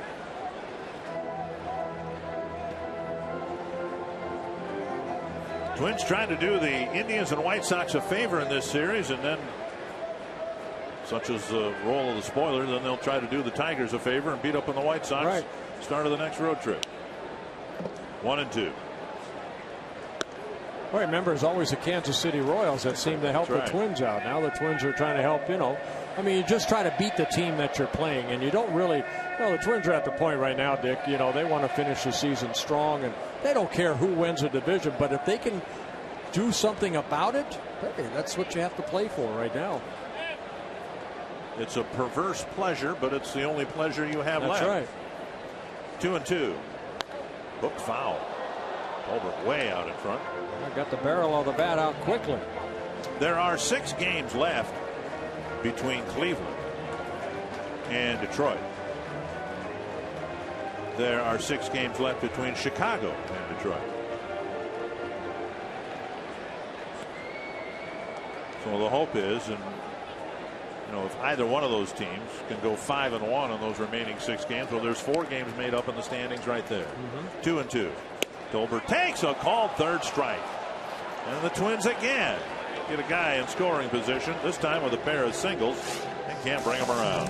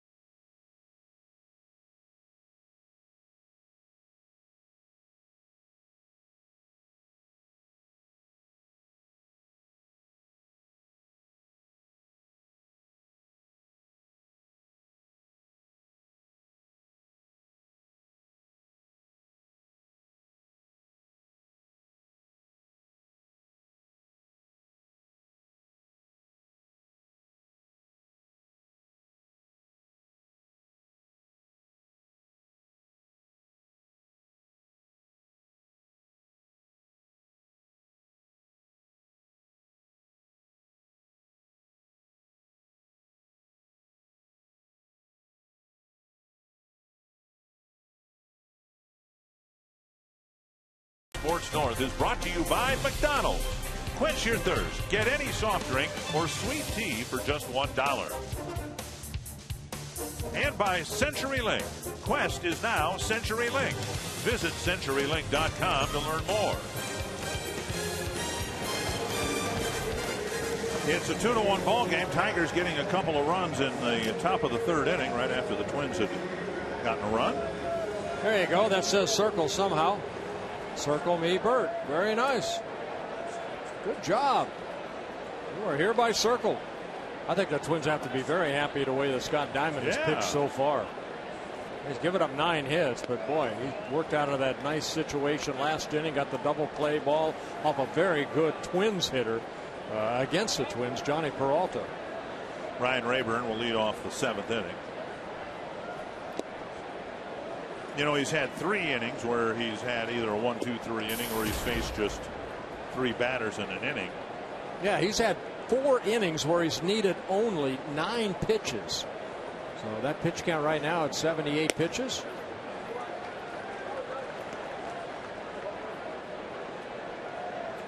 Rick Anderson thought about it, talking to Ron Gardenhire. What do we do? We go ball 1, ball 2. All of a sudden he says, okay, let's get somebody up. And then all of a sudden you throw a strike and he's okay. He's fine. 2-2 to Rayburn. Well, the bullpen has been used a lot. So any extra inning that Diamond can get right here is a big plus. Under the glove of Valencia and a base hit to start the 7th. Rayburn picks up his 2nd hit of the ball game. Tigers and Twins tomorrow, and Justin Verlander will be going for his 20th win of the year. That's the telecast of Fox Saturday Baseball starting at 3 tomorrow on Fox. Against Carl Pavano should hopefully be a very good, well-pitched game on both sides. Brandon Inge singled and scored in the third, and then he hit a little nubber in front of the plate. Butera threw him out. I'm looking forward to that game. I get a chance to work with Mario. Mario Impemba, the Detroit play-by-play guy. Butera out to the mound to talk to Diamond. And Lester Olivares warming up. Might get a chance to pitch against his former team.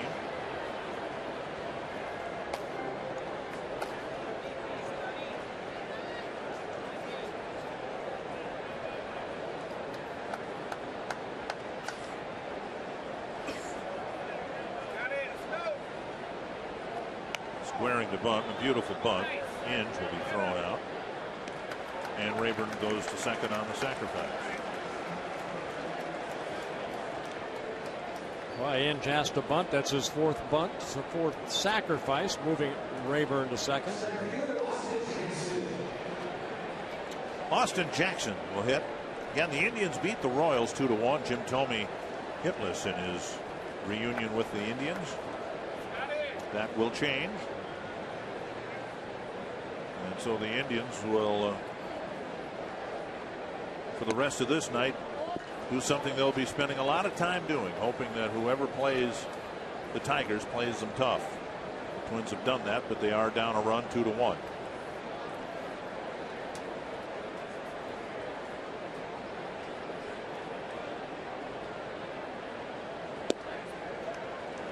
One and one. I guess one thing that can be said of Diamond from my seat up here, he's thrown a high percentage of strikes, and they've been on the frame of the strike zone. He hasn't grooved too many of them down the middle. I think he's done a great job.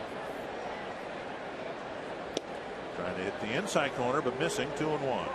Well, he you know, if you miss inside, and that's where Butera sat up.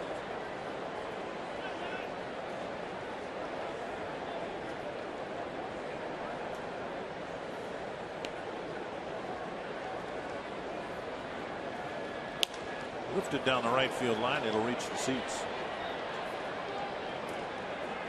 2-1.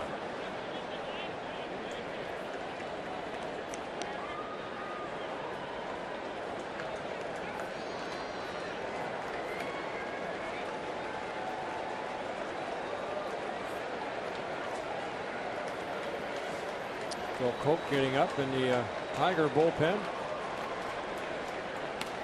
One of three left-handers for Jim Leyland.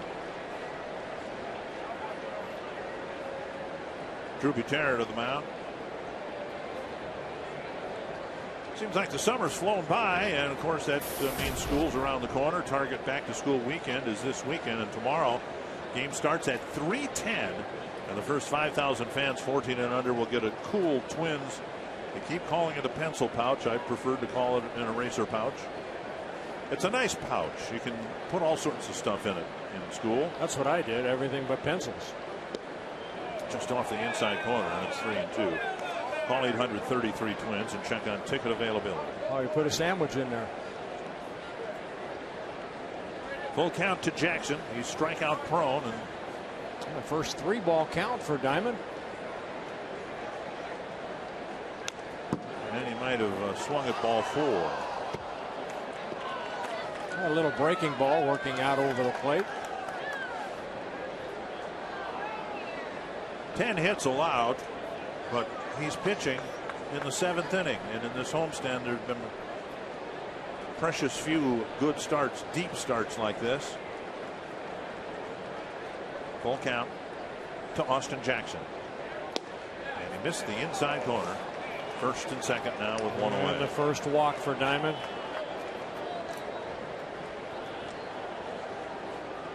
Ordonez the batter. He's 0 for 3, and here comes Rick Anderson to chat with his pitcher.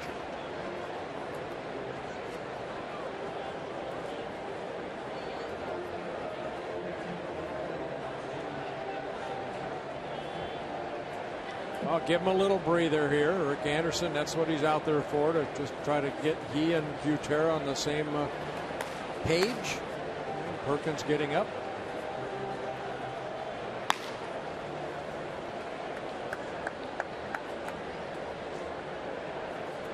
And home plate umpire Gary Darling allowing Rick Anderson some extended time. We saw that in the just completed Baltimore series. The home plate umpires seem to be a little more liberal. And you see that's where managers have to think sometimes innings ahead. Tom Kelly did a great job of that. Rick, right there, Ron Gardenhire.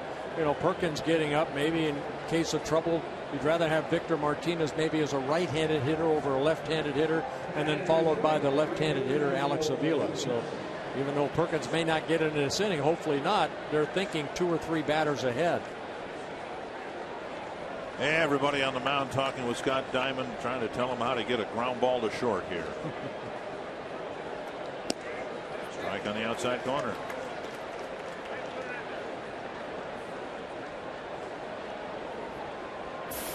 Ordonez hit a ground ball to short in the first inning, then a fly ball to right in the third, and a ground ball to Morneau his last time up.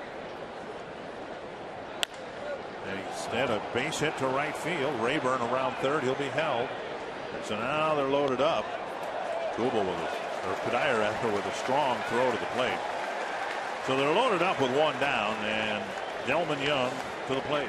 Now Ordonez, good piece of hitting, and that's the type of hitter that he is. He just took that pitch the other way. Not as much power anymore, but Ordonez still always a very good hitter. One of the things I've always liked about him, and he's at the very end of his career, if he's made $100 million in baseball, he's made $70 million on opposite field hits. Just a great hitter. And Ron Gardenhire is going to make a move here with Scott Diamond giving the Twins a great opportunity to win a ball game here tonight. He's going to bring in Perk, the left-hander, to face Delman Young. So Scott Diamond gives the Twins a good chance to win here tonight. He threw some pitches in the 7th inning. And we haven't said that too often about a Twins starting pitcher lately.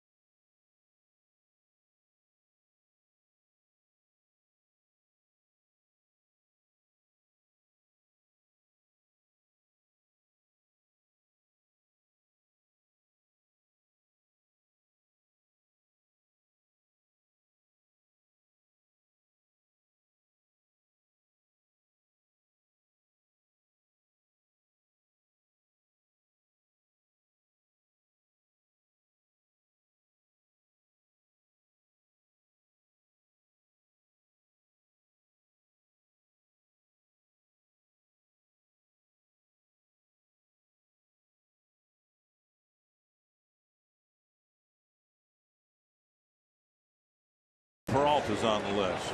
Alex Rodriguez, maybe. Johnny Peralta's on the list. Jose Bautista, how could we forget him? My goodness. Yeah, he hit 3 in 1 game one time. Peralta's hit a couple here this year. Well, here's Glenn Perkins. Sometimes you have to go with your feeling and gut feeling, and you see the 57 strikeouts for Perkins in the innings that he's pitched at 52, and that's what Gardy hopes right here. Trying to get Delman Young, who drove in one of the 2 Tiger runs with an infield hit in the 3rd. There's a grounder up the line to 3rd, and it's going to stay fair, safe. Valencia didn't field the ball with a foot on the bag.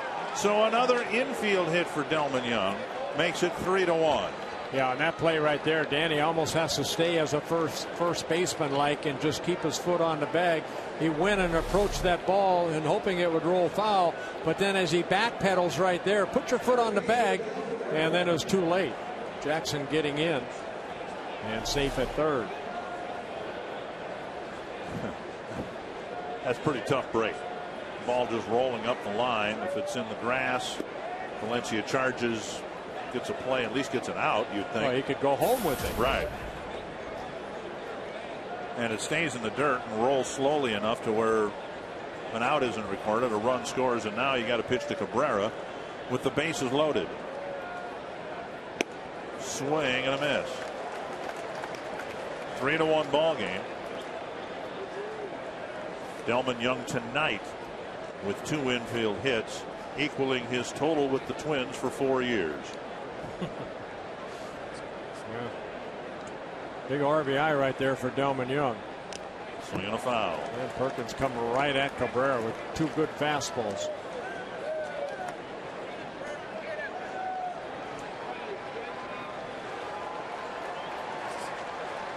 Jackson at third.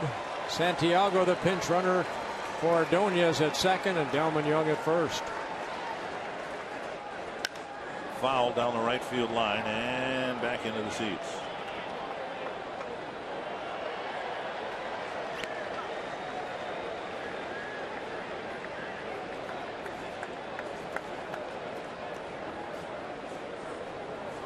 Cabrera has hit into 22 ground ball double plays this year. Tonight, though, he's 3 for 3. Yeah, because he hits the ball so darn hard.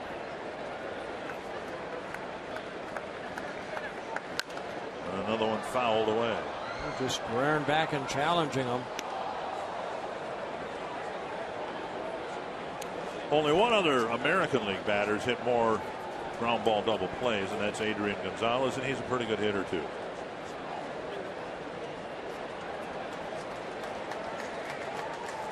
Two strikes. Perkins trying to strike out Cabrera. That one over the shoulder of Butera and right back to the dirt around home plate. Perkins fired it in front of home plate. It bounced over the shoulder of Drew Butera. Well, he tried to break off that nasty slider, but then held onto it, and watch it hit Casino right there and bounces right back. That ball hits the net. You know, that ball may have stayed closer to, you know, that foul territory, but bounced right back to Butera. And the Twins catch a break on what possible wild pitch. Yeah, thank you, Treasure Island Resort and Casino. Half swing, he went out number 2. Yeah, Gary Darling called it himself, and it looked like Cabrera saying, hey, how about asking Bruce Streckman down at first? So a big strikeout for Perkins right here. He goes back to the slider. Did he go? Ooh, very close. Very close. So 2 down, bases loaded, and Victor Martinez to the plate.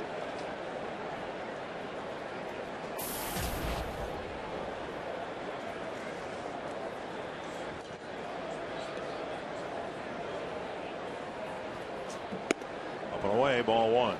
Perkins inheriting a bases loaded, 1-out situation. Young hit an 80-foot roller up the third baseline to make it a 3-1 ball game. Potentially a huge strikeout of Cabrera. Huge only if he can back it up by getting Martinez.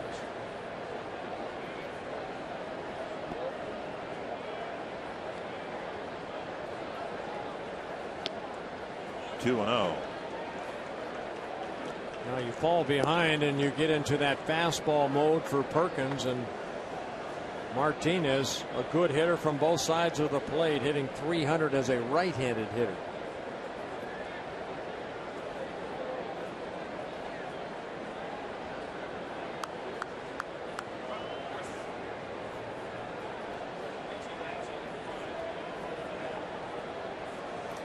Two and 0.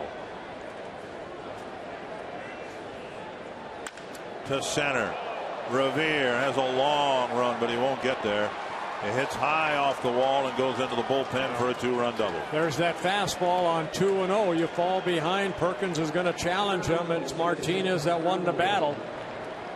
A 2-run double for Martinez, his 29th of the year, and it's a 5-1 Tiger lead. So all 3 runners that Perkins inherited scored.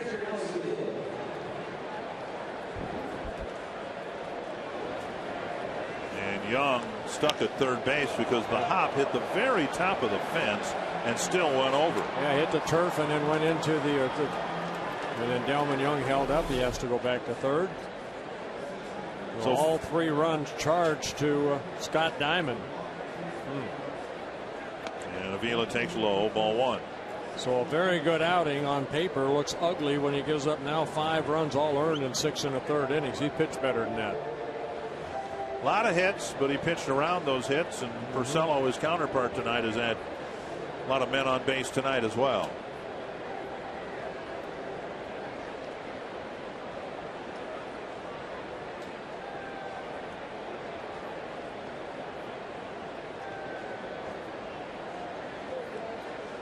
Brennan Bosch unable to play. Austin Jackson, or Ramon Santiago sitting next to him, I should say.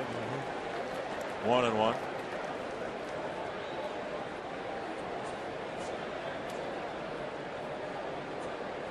Cabrera struck out, but Victor Martinez picked him up.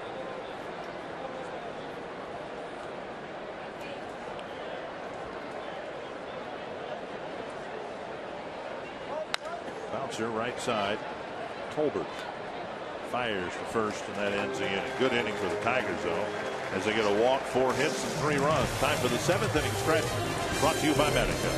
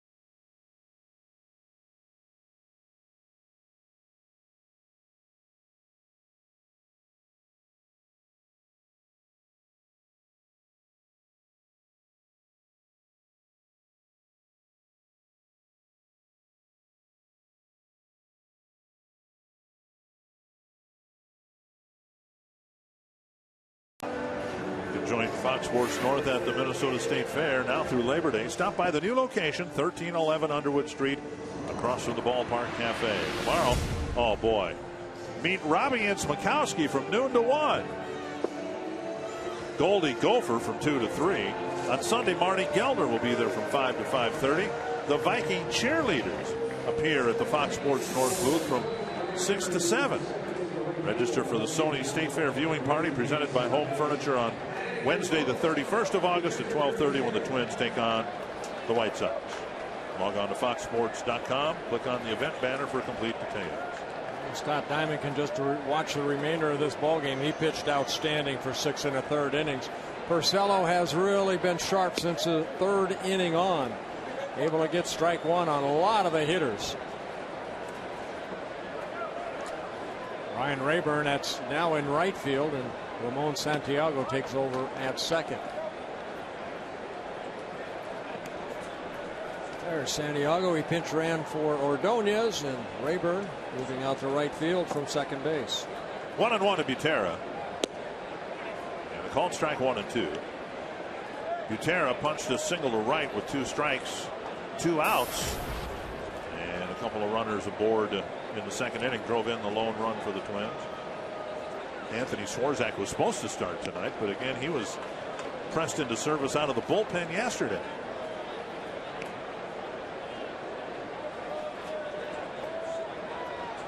Two and 2 to Butera. Breaking pitch gets him 1 away. Strikeout number 4 for Rick Porcello.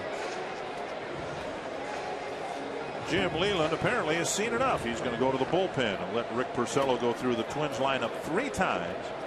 Give up 7 hits, mix in a few walks, give up ultimately just 1 run. And it'll be left-hander Phil Koch coming out of the Tiger bullpen.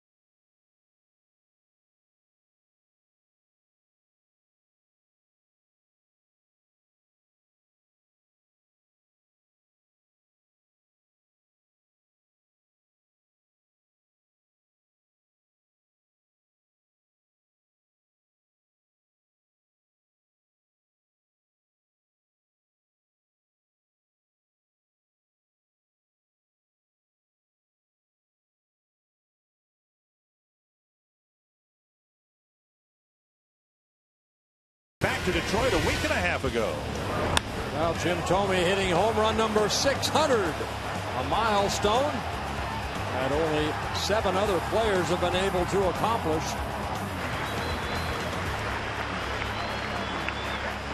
And Jim talked at that moment about how wonderful it was to share that moment with his teammates. But of course, as I'm sure most of you know, he's got different teammates now. He might very well be watching our telecast in Cleveland tonight. And if he is, Jim, thanks for everything. Couldn't thank you personally and professionally enough for everything you did for the Twins organization in a very short period of time. Oh, he represents baseball the right way. Here's Phil Koch coming out of the bullpen, making his 23rd relief appearance. Now, a lot of those numbers, the 2-8 record as a starter, where he was 1-7 in 14 starts. Done a good job as a setup guy out of that bullpen. Ben Revere takes a strike on the outside corner.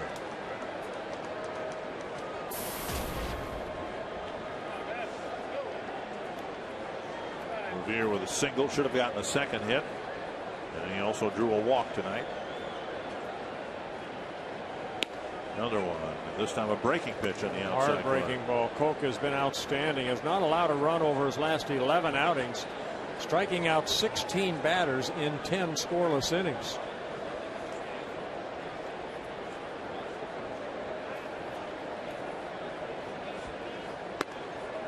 Up and in just a little bit. 1-2.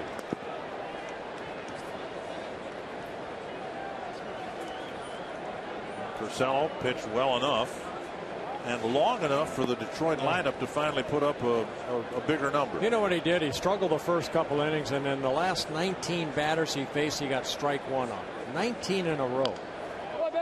Tap foul. Helped early by 3 ground ball double plays in the first 3 innings. Had 95 pitches, 59 for strikes. Had 3 walks, 4 strikeouts. And the 3 double plays.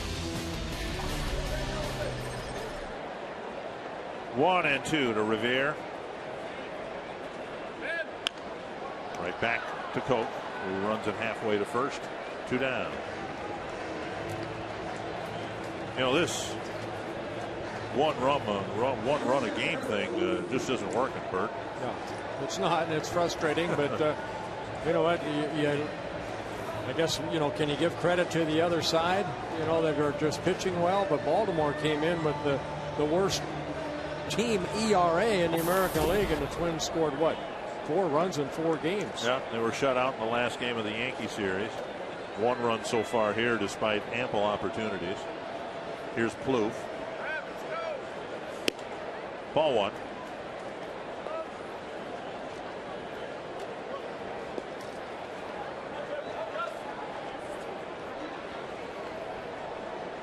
Sad to say, you have to take the good with the bad. Twins have won 6 out of the last 9 years under Ron Gardenhire. Now it's just one of these frustrating years.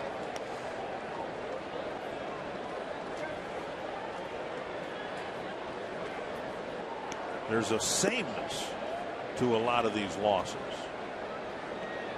You know, I mean, it's not like the Twins have had a 5-4 lead going to the ninth, and then the closer, Joe Nathan, or the bullpen lets it slip away at the end.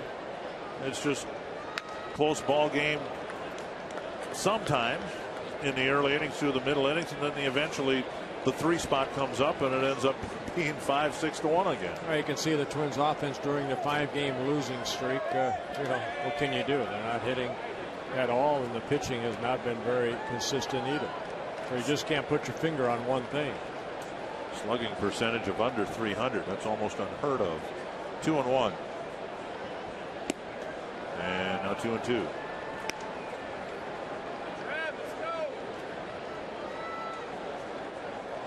Twins hoping Joe Mauer can get back in that lineup. That neck hopefully is better.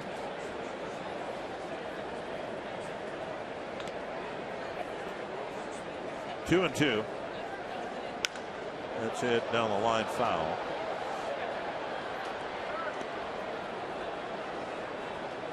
Bloof 1 for 3, and now that he's gotten a second opportunity to play it short, we've seen that from him. A hit or two a night. Hasn't had an error since he's been run out there.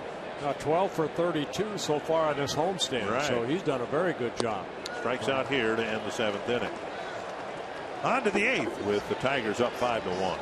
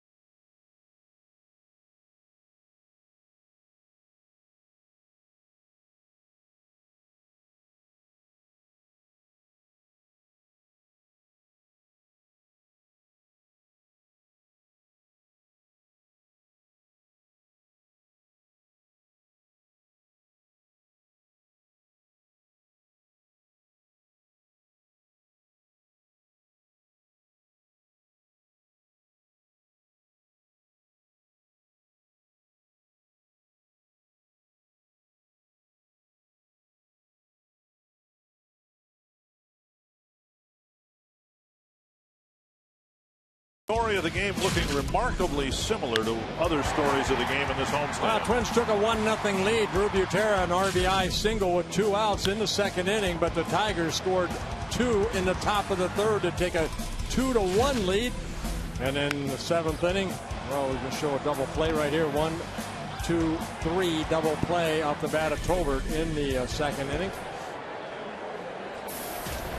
Lester Olivares, who a week and a half ago was property of the Detroit Tigers, now pitching against the Tigers for his new team. And Peralta lifts it foul. Strike 1. Yeah, Olivares, as a Tiger, made 9 appearances and making his 2nd appearance in a Twins uniform. He came over, of course, in the Delman Young trade. And that's down the line. A hit for Peralta. Kadire picks it up and holds Peralta to a single. Good job. Fine play by Michael Kadire.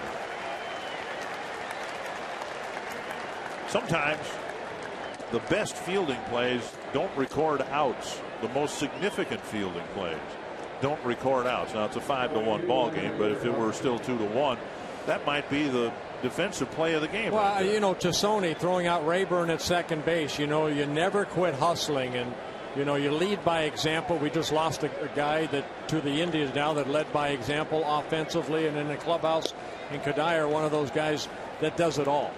Good hustle right there by Michael Kadire. Olivares 95 miles per hour at the knees. 1 strike. Tigers with 14 hits. Twins have kept Detroit in the ballpark. The Tigers come in hitting .269 as a ball club, 4th best in the American League. It's Boston, Texas, New York, and then Detroit. And all 4 of those teams right there at the top as far as their division. Down and away, 2-1.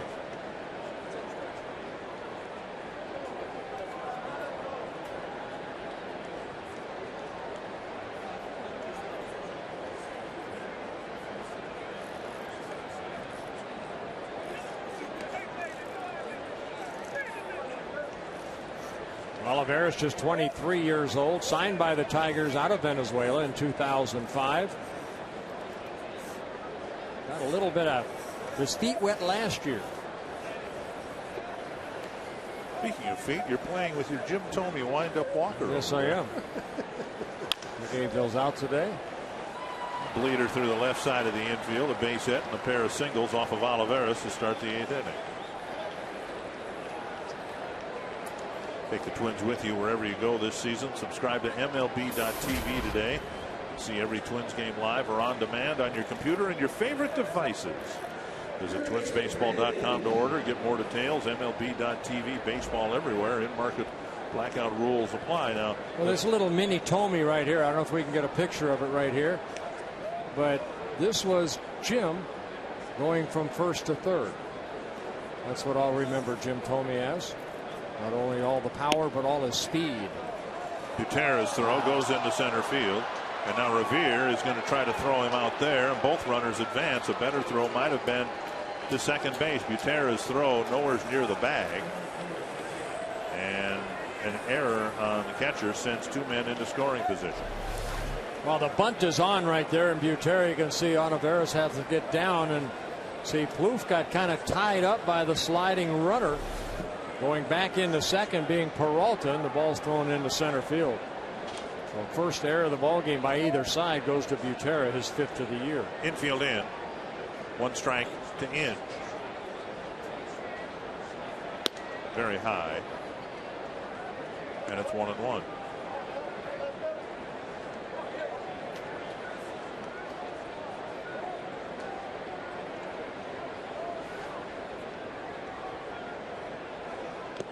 Dug out nicely by Butera. It's 2-1.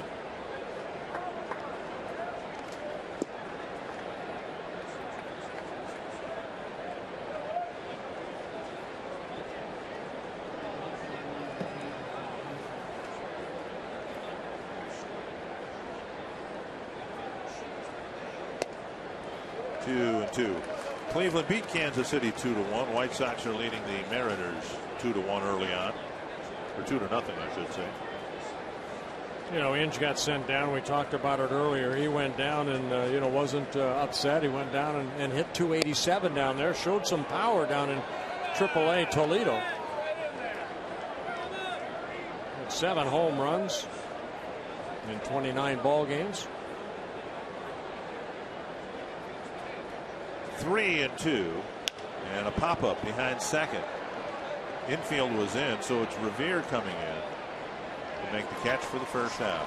Well, big out right there. Get that first out. This copyrighted telecast presented by the authority of the Minnesota Twins and may not be reproduced or retransmitted in any form. The accounts and descriptions of this game may not be disseminated without the express written consent of the Minnesota Twins, LLC. For Olivares, he'll get an earlier opportunity with the Twins than he would have gotten in Detroit. They're in the middle of the pennant race. They're not going to give innings to someone who's unproven. And so Olivares getting a chance to jumpstart his major league career with the Twins. Now, we don't know if he can be an effective pitcher down the road. That's the hope. But he'll certainly have an opportunity this year that he would not have had with the Tigers to show he belongs up here. Twins, shall we say, have openings in the bullpen. Blocked by Butera, 2-0. Well, fastball high, then the slider.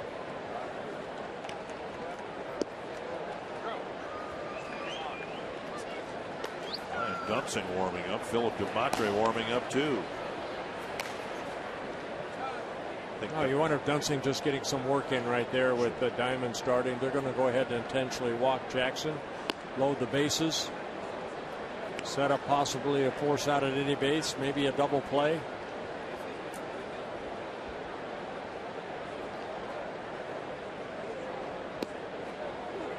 So Jackson intentionally walked. And Ron Gardenhire instructing Rick Anderson about what to do with this trip to the mound. Target back to school weekend this weekend. It'll conclude Sunday afternoon. Game time 1:10. The first 5,000 fans 14 and under will get a Twins soft-sided lunch bag. 833 Twins tonight to check on ticket availability. Now, that wouldn't have done me any good back in the late 60s. Look at a pencil pouch. I know, but a soft-sided lunch bag. Keith Sims always sat on my sandwich anyway, and the soft-sided lunch bag wouldn't have done me any good. You had a tough life. I did. I don't know how I turned out like it did. Well, I do.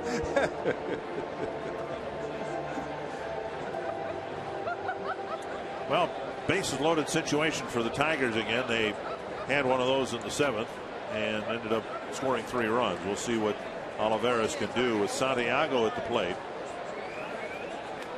Santiago in his first at bat. Remember, he pinched ran for Ordonez last inning. That's to the left field corner, slicing foul. Santiago making a bid to clear the bases. Santiago, a switch hitter, is a left-handed hitter, hitting only .221, .316 from the right side of the plate. But most of his at-bats have been as a left-handed hitter.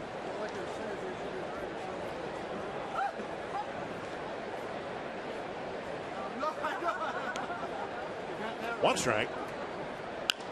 That's to left. Deep enough to score Peralta, you would think. To Sony's throw. Right down the chalk line, cut off by Valencia. It's a sacrifice fly. And a 6-1 ball game. Santiago picking up an RBI. Hit that ball deep enough.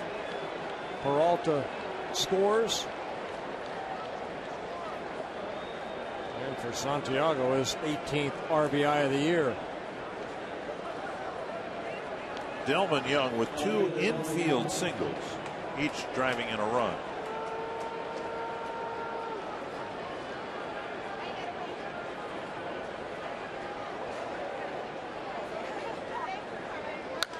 Fouled away, 1 strike. And Plouffe comes in to talk to Olivares. So the guy the Twins got for Delman Young, one of 2 players the Twins got, facing Young here in the 8th inning. Twins also got a left-handed pitcher, Cole Nelson. Twin Cities native. Down low, 1-1.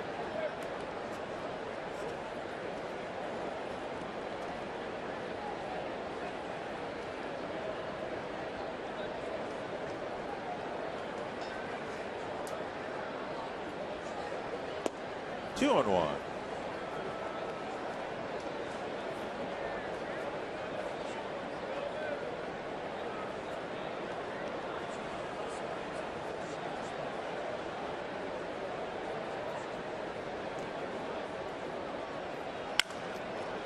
And a roller up the middle, another single that'll drive in a run for Delman Young. I don't know that he's hit any of the 3 particularly hard. In fact, I know he hasn't, but he gets a hit here to drive in another run. Well, Trevor Plouffe was playing on the pull a little bit, so it did leave some opening up that middle, and By the time Trevor Plouffe could react, Delman Young fought that ball up the middle into an RBI single, his second of the ball game. Here's Cabrera with 2 men aboard.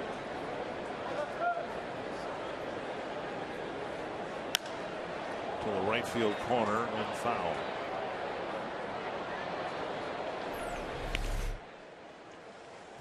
Justin Verlander going for his 20th win of the year. For Carl Pavano, his 7th.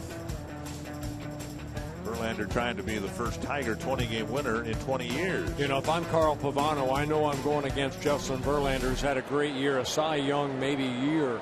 I tell you know, I have to really pitch well tomorrow. I'm going to bed saying I'm going to pitch a shutout against this guy to beat him. Maybe that's the only way you're going to do it. Twins have had a tough time scoring more than 1 run against pitchers not named Justin Verlander. Well, then you have to win 1-0 then.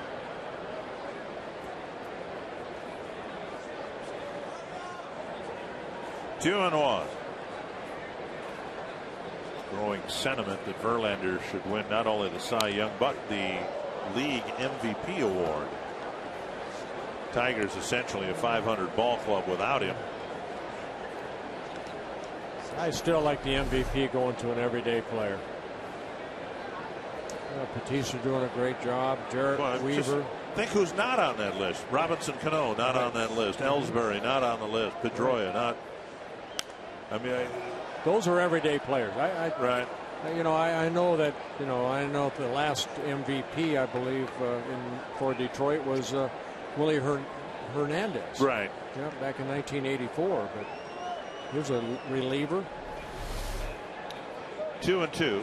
The last pitcher to win the award, I think, was Pedro Martinez. Inside, full count. So Olivares had a lot of work out there tonight. 28 pitches, 14 strikes, couple of runs, 2 runners aboard.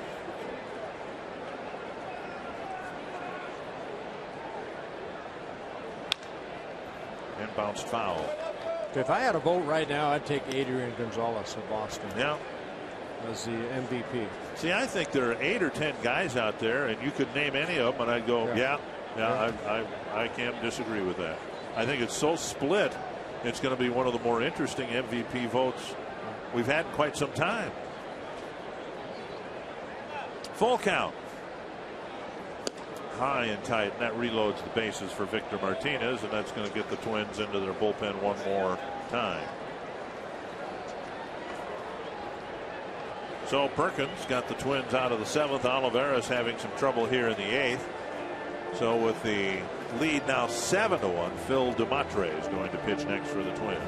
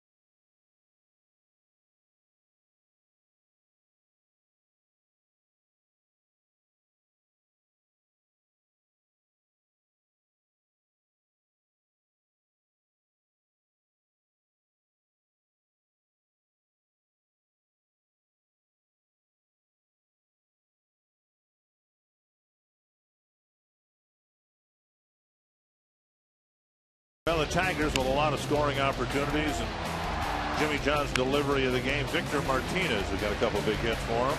Yeah, base hit in the first, then a sacrifice RBI in the third, and then the big 2-run double in the 3-run 7th inning. And that came with bases loaded, where he finds himself again here in the 8th inning with bases loaded.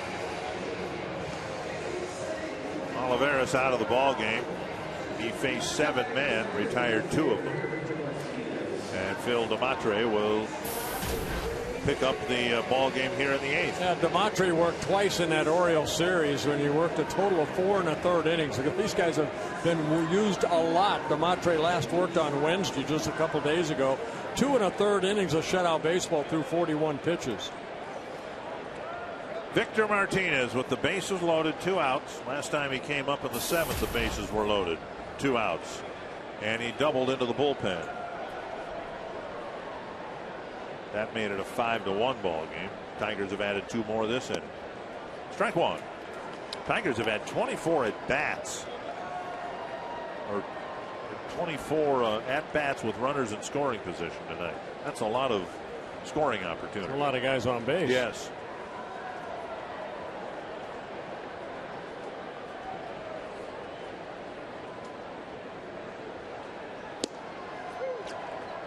One and one. DeMatre a lot like Scott Diamond, a left-hander that comes straight over the top.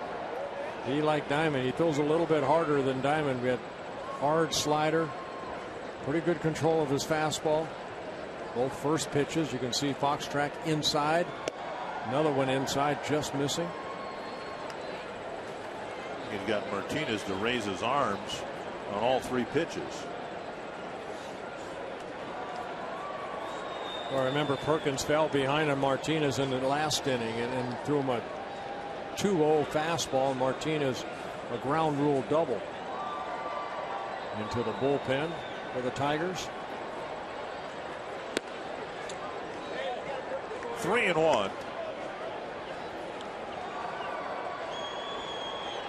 Not exactly the ideal situation for a relief pitcher to be brought in, and the Twins have had to do it twice. They had to bring Perkins in with the bases loaded in the 7th. And now DeMatre coming in with the bases loaded, and he's got a 3-1 count now with Martinez. And it's a bases loaded walk. Well, Martinez credited with his 4th RBI of the ball game, his 74th of the year.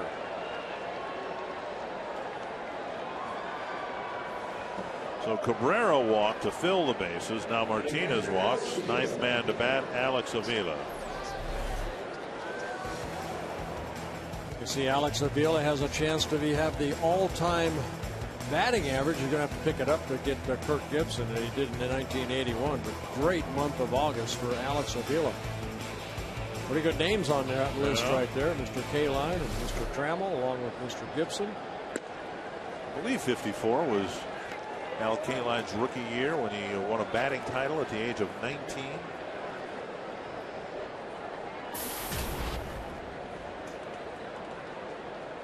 One strike to Avila. And now a ball.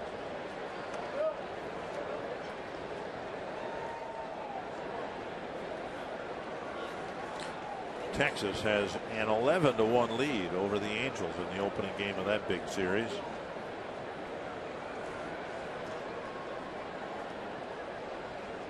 Strike. Good breaking ball there. The baseball schedule tomorrow and Sunday really being ravaged by Hurricane Irene.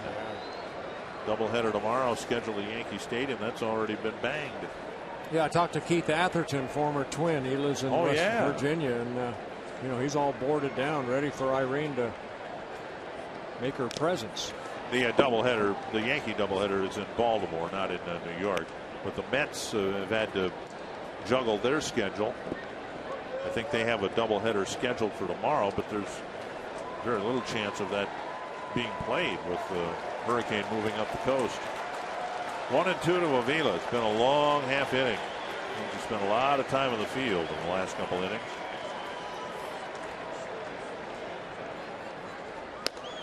Breaking ball up high. 2-2.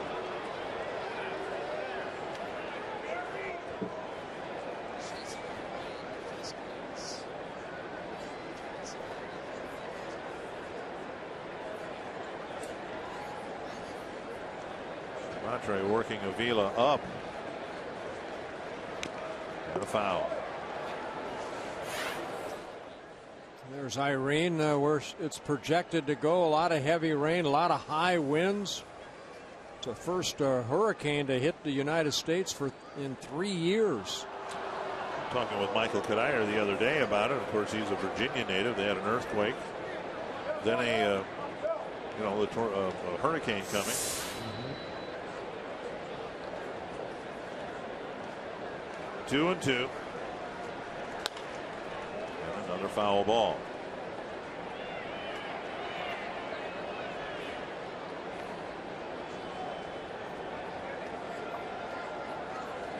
Tigers sent 8 men to the plate in the 7th. Avila, the 9th man to bat here in the 8th.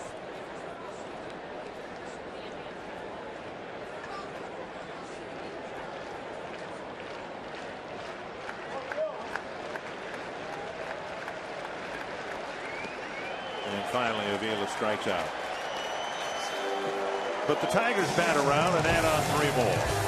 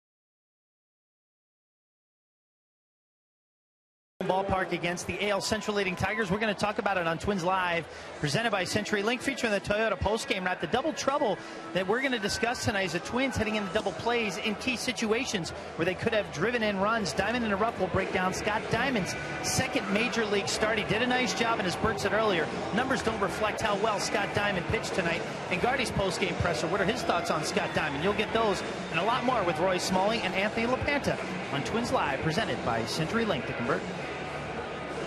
All right, thank you very much, Robbie. Middle of the lineup, the 3, 4, and 5 batters, Morneau, Kadire, and Kubel. Facing left-hander Phil Koch, one of 3 lefties the Tigers have in their bullpen. And a fastball, strike 1. Morneau with a walk on the first, big double play in the 3rd, and then he skied one to right center field. They hit it to the base of the fence. Austin Jackson caught it.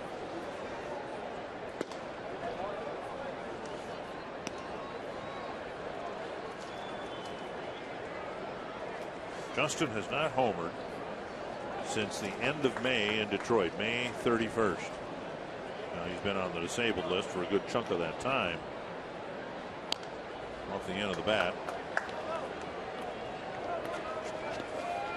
Boy, I thought he almost had one in his last at bat. He had a good uppercut swing and hit that ball to deep center field. Jackson caught it right against the fence. But you hit it that way, you still have to add another 30-40 feet. And Morneau strikes out, first out of the 8th. And Koch picks up his second strikeout in relief of Rick Porcello. Couple of afternoon ball games to close out the homestand, and the chance to see the best pitcher in baseball tomorrow. It's Justin Verlander. 3:10 tomorrow, 1:10 on Sunday. Tickets are available. You can get them by calling 800-33-TWINS or visit twinsbaseball.com. Who did you beat when you won your 20th game? It was 1973. Come on. I have no idea. Really? No. Well, we'll have to find that out. It'll be Sunday's trivia.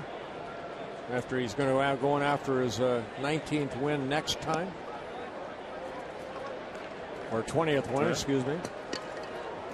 I remember a few years ago, Mark Burley in the last start he had was going for win number 20, and the Twins, well, I think they knocked him out early. I mean, they just punished him. He never did get his 20th win. Here's a ground ball to second. Santiago has it. That's out number 2. Well, the year I won 20 in 1973, I think I was going for my 20th first. I didn't win it like my last. I had like maybe 2 starts left after that, after I won my 20th. Well, he's got a whole month of September yet. Here's Kubel. He'll never catch Denny McLain, the all-time win leader, at 31 back in 1968. Can you imagine that? 31 wins in the modern, baseball. Well, with 5-man rotation, you'd have to have only 4 losses or no decisions. 1-0 to Kubel.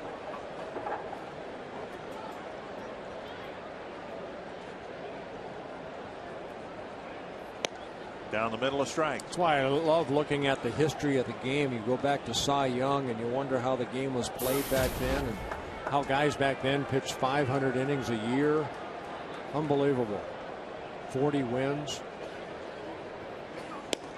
Wow, he's painting. Look at the last 2 pitches right there on your Fox track, outer half of the plate.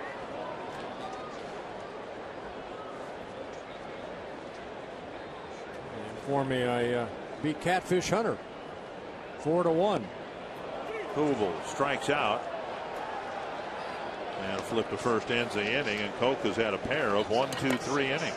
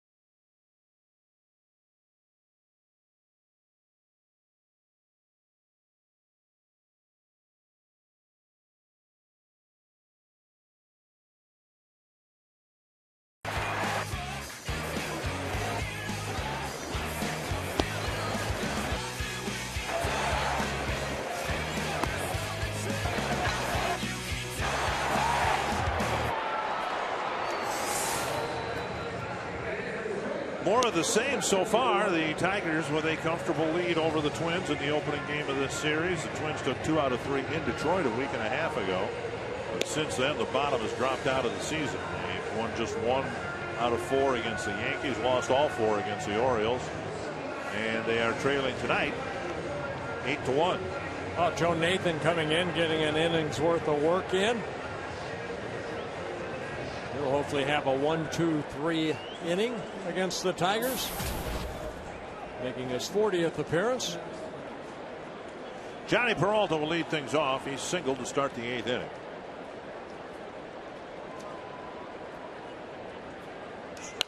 Foul back.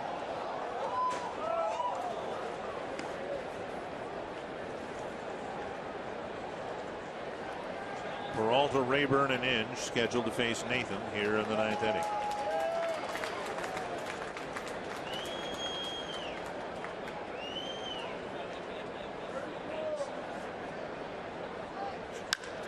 High and deep to center. Revere back at the fence, makes the catch, one away.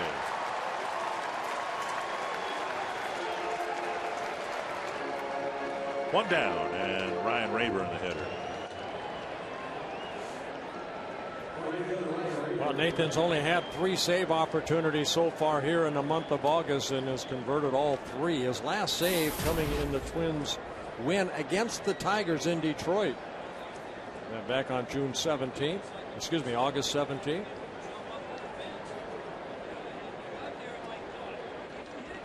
Rayburn with hits his last 3 times up, and he takes a strike.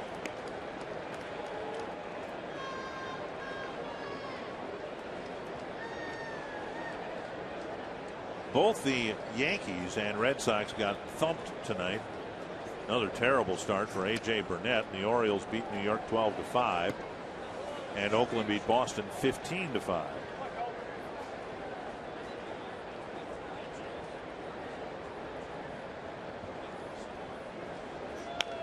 Whoa. Rayburn's bat sails over the shoulder of Brandon Inge.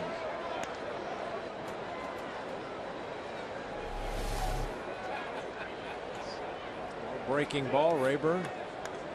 That hitting the screen.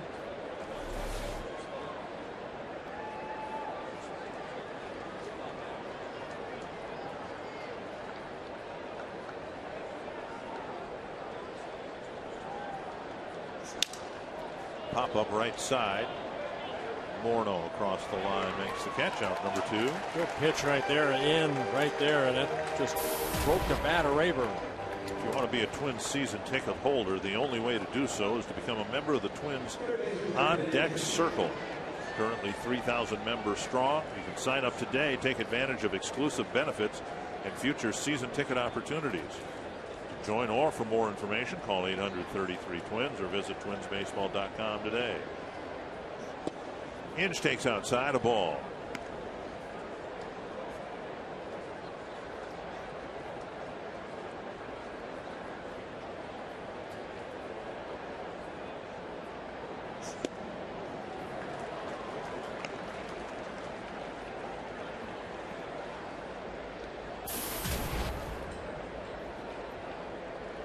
One and one. And now 1-2.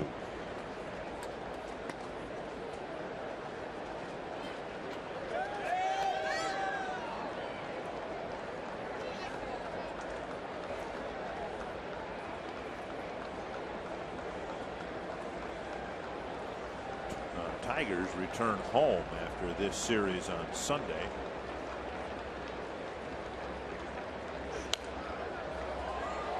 And they finished their season at home with a week's worth of games against Baltimore 4 and Cleveland 3.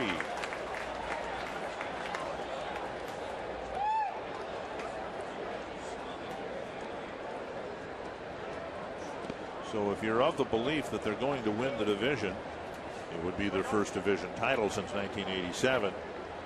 They have a chance to do it at home. 2-2 to Brandon Inge.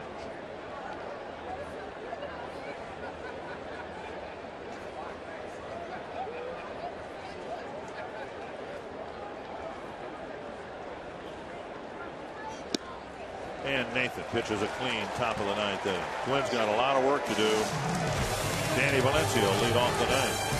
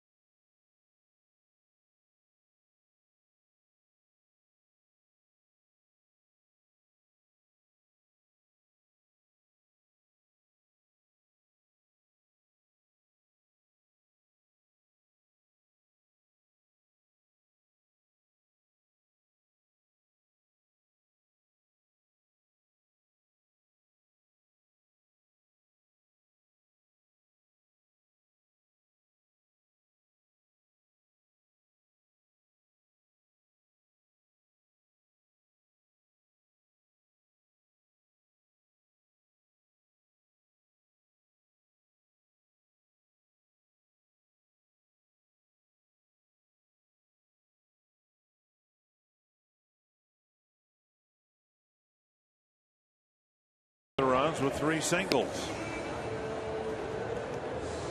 And Scott Diamond charged with 5 of the runs. He actually did a pretty good job. Gave up a lot of base runners, but pitched into and out of trouble most of the night.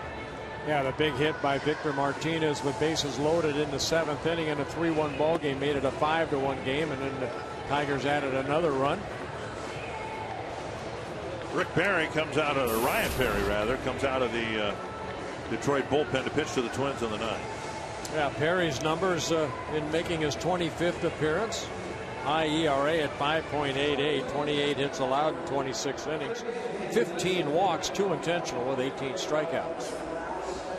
Perry in his 3rd season. This is his 3rd stint with the Tigers this year. Got called back up on August 13th.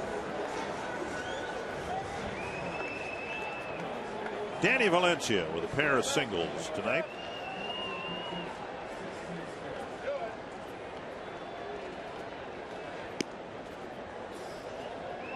He's the only Twin with more than 1 hit. Danny Worth is at second base, and Santiago over at short.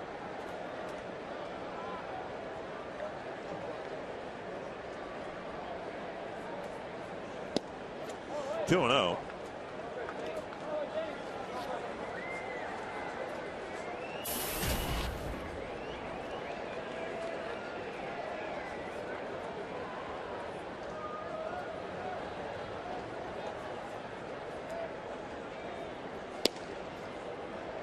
And at the knees, 2 and 1.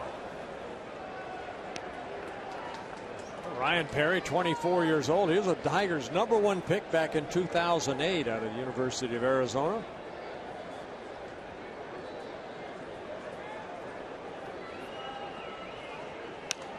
Fouled back 2 and 2.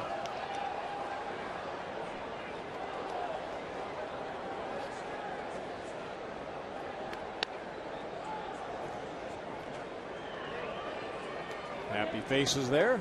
Nice souvenir. And a wave.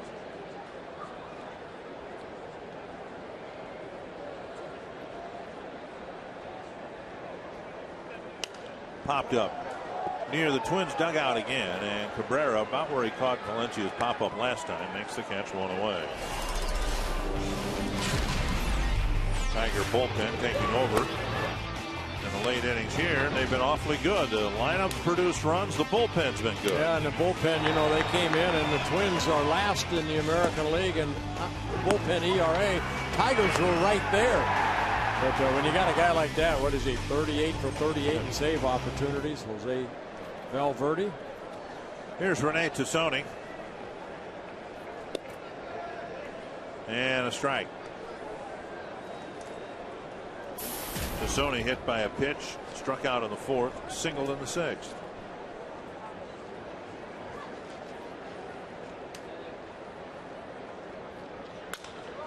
Little dribbler to the right side. Worth has it. Over to Cabrera, 2 down. And Matt Tolbert steps up with the bases empty and 2 out.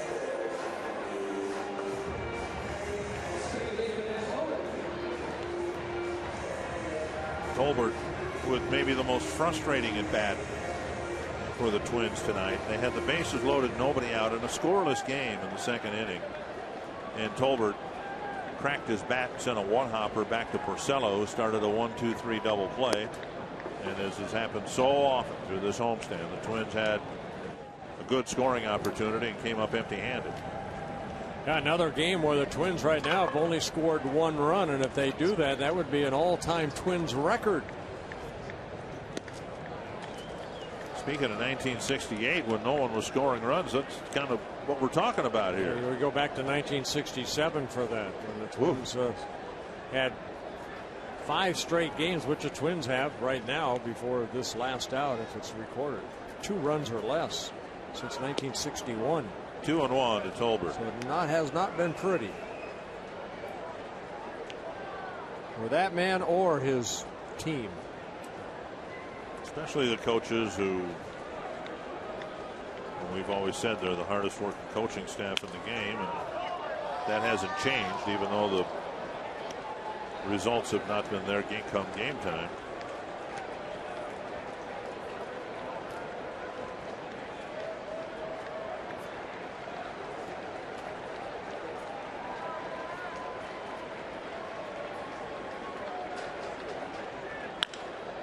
Fly to center. Jackson retreats.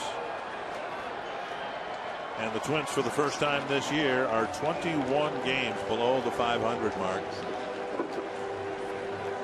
And we've seen those expressions before.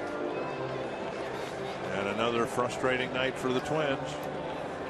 Anthony LaPanta, the Twins had their chances early, didn't get it done, and ended up losing another ball game, scoring just one run. The opportunities were few and far between late after Rick Porcello settled in. We'll show you how he did it. We'll check in with Marty Gellner at the fair. Look at a solid start for Scott Diamond, and hear from Gardy next on Twins Live, presented by CenturyLink.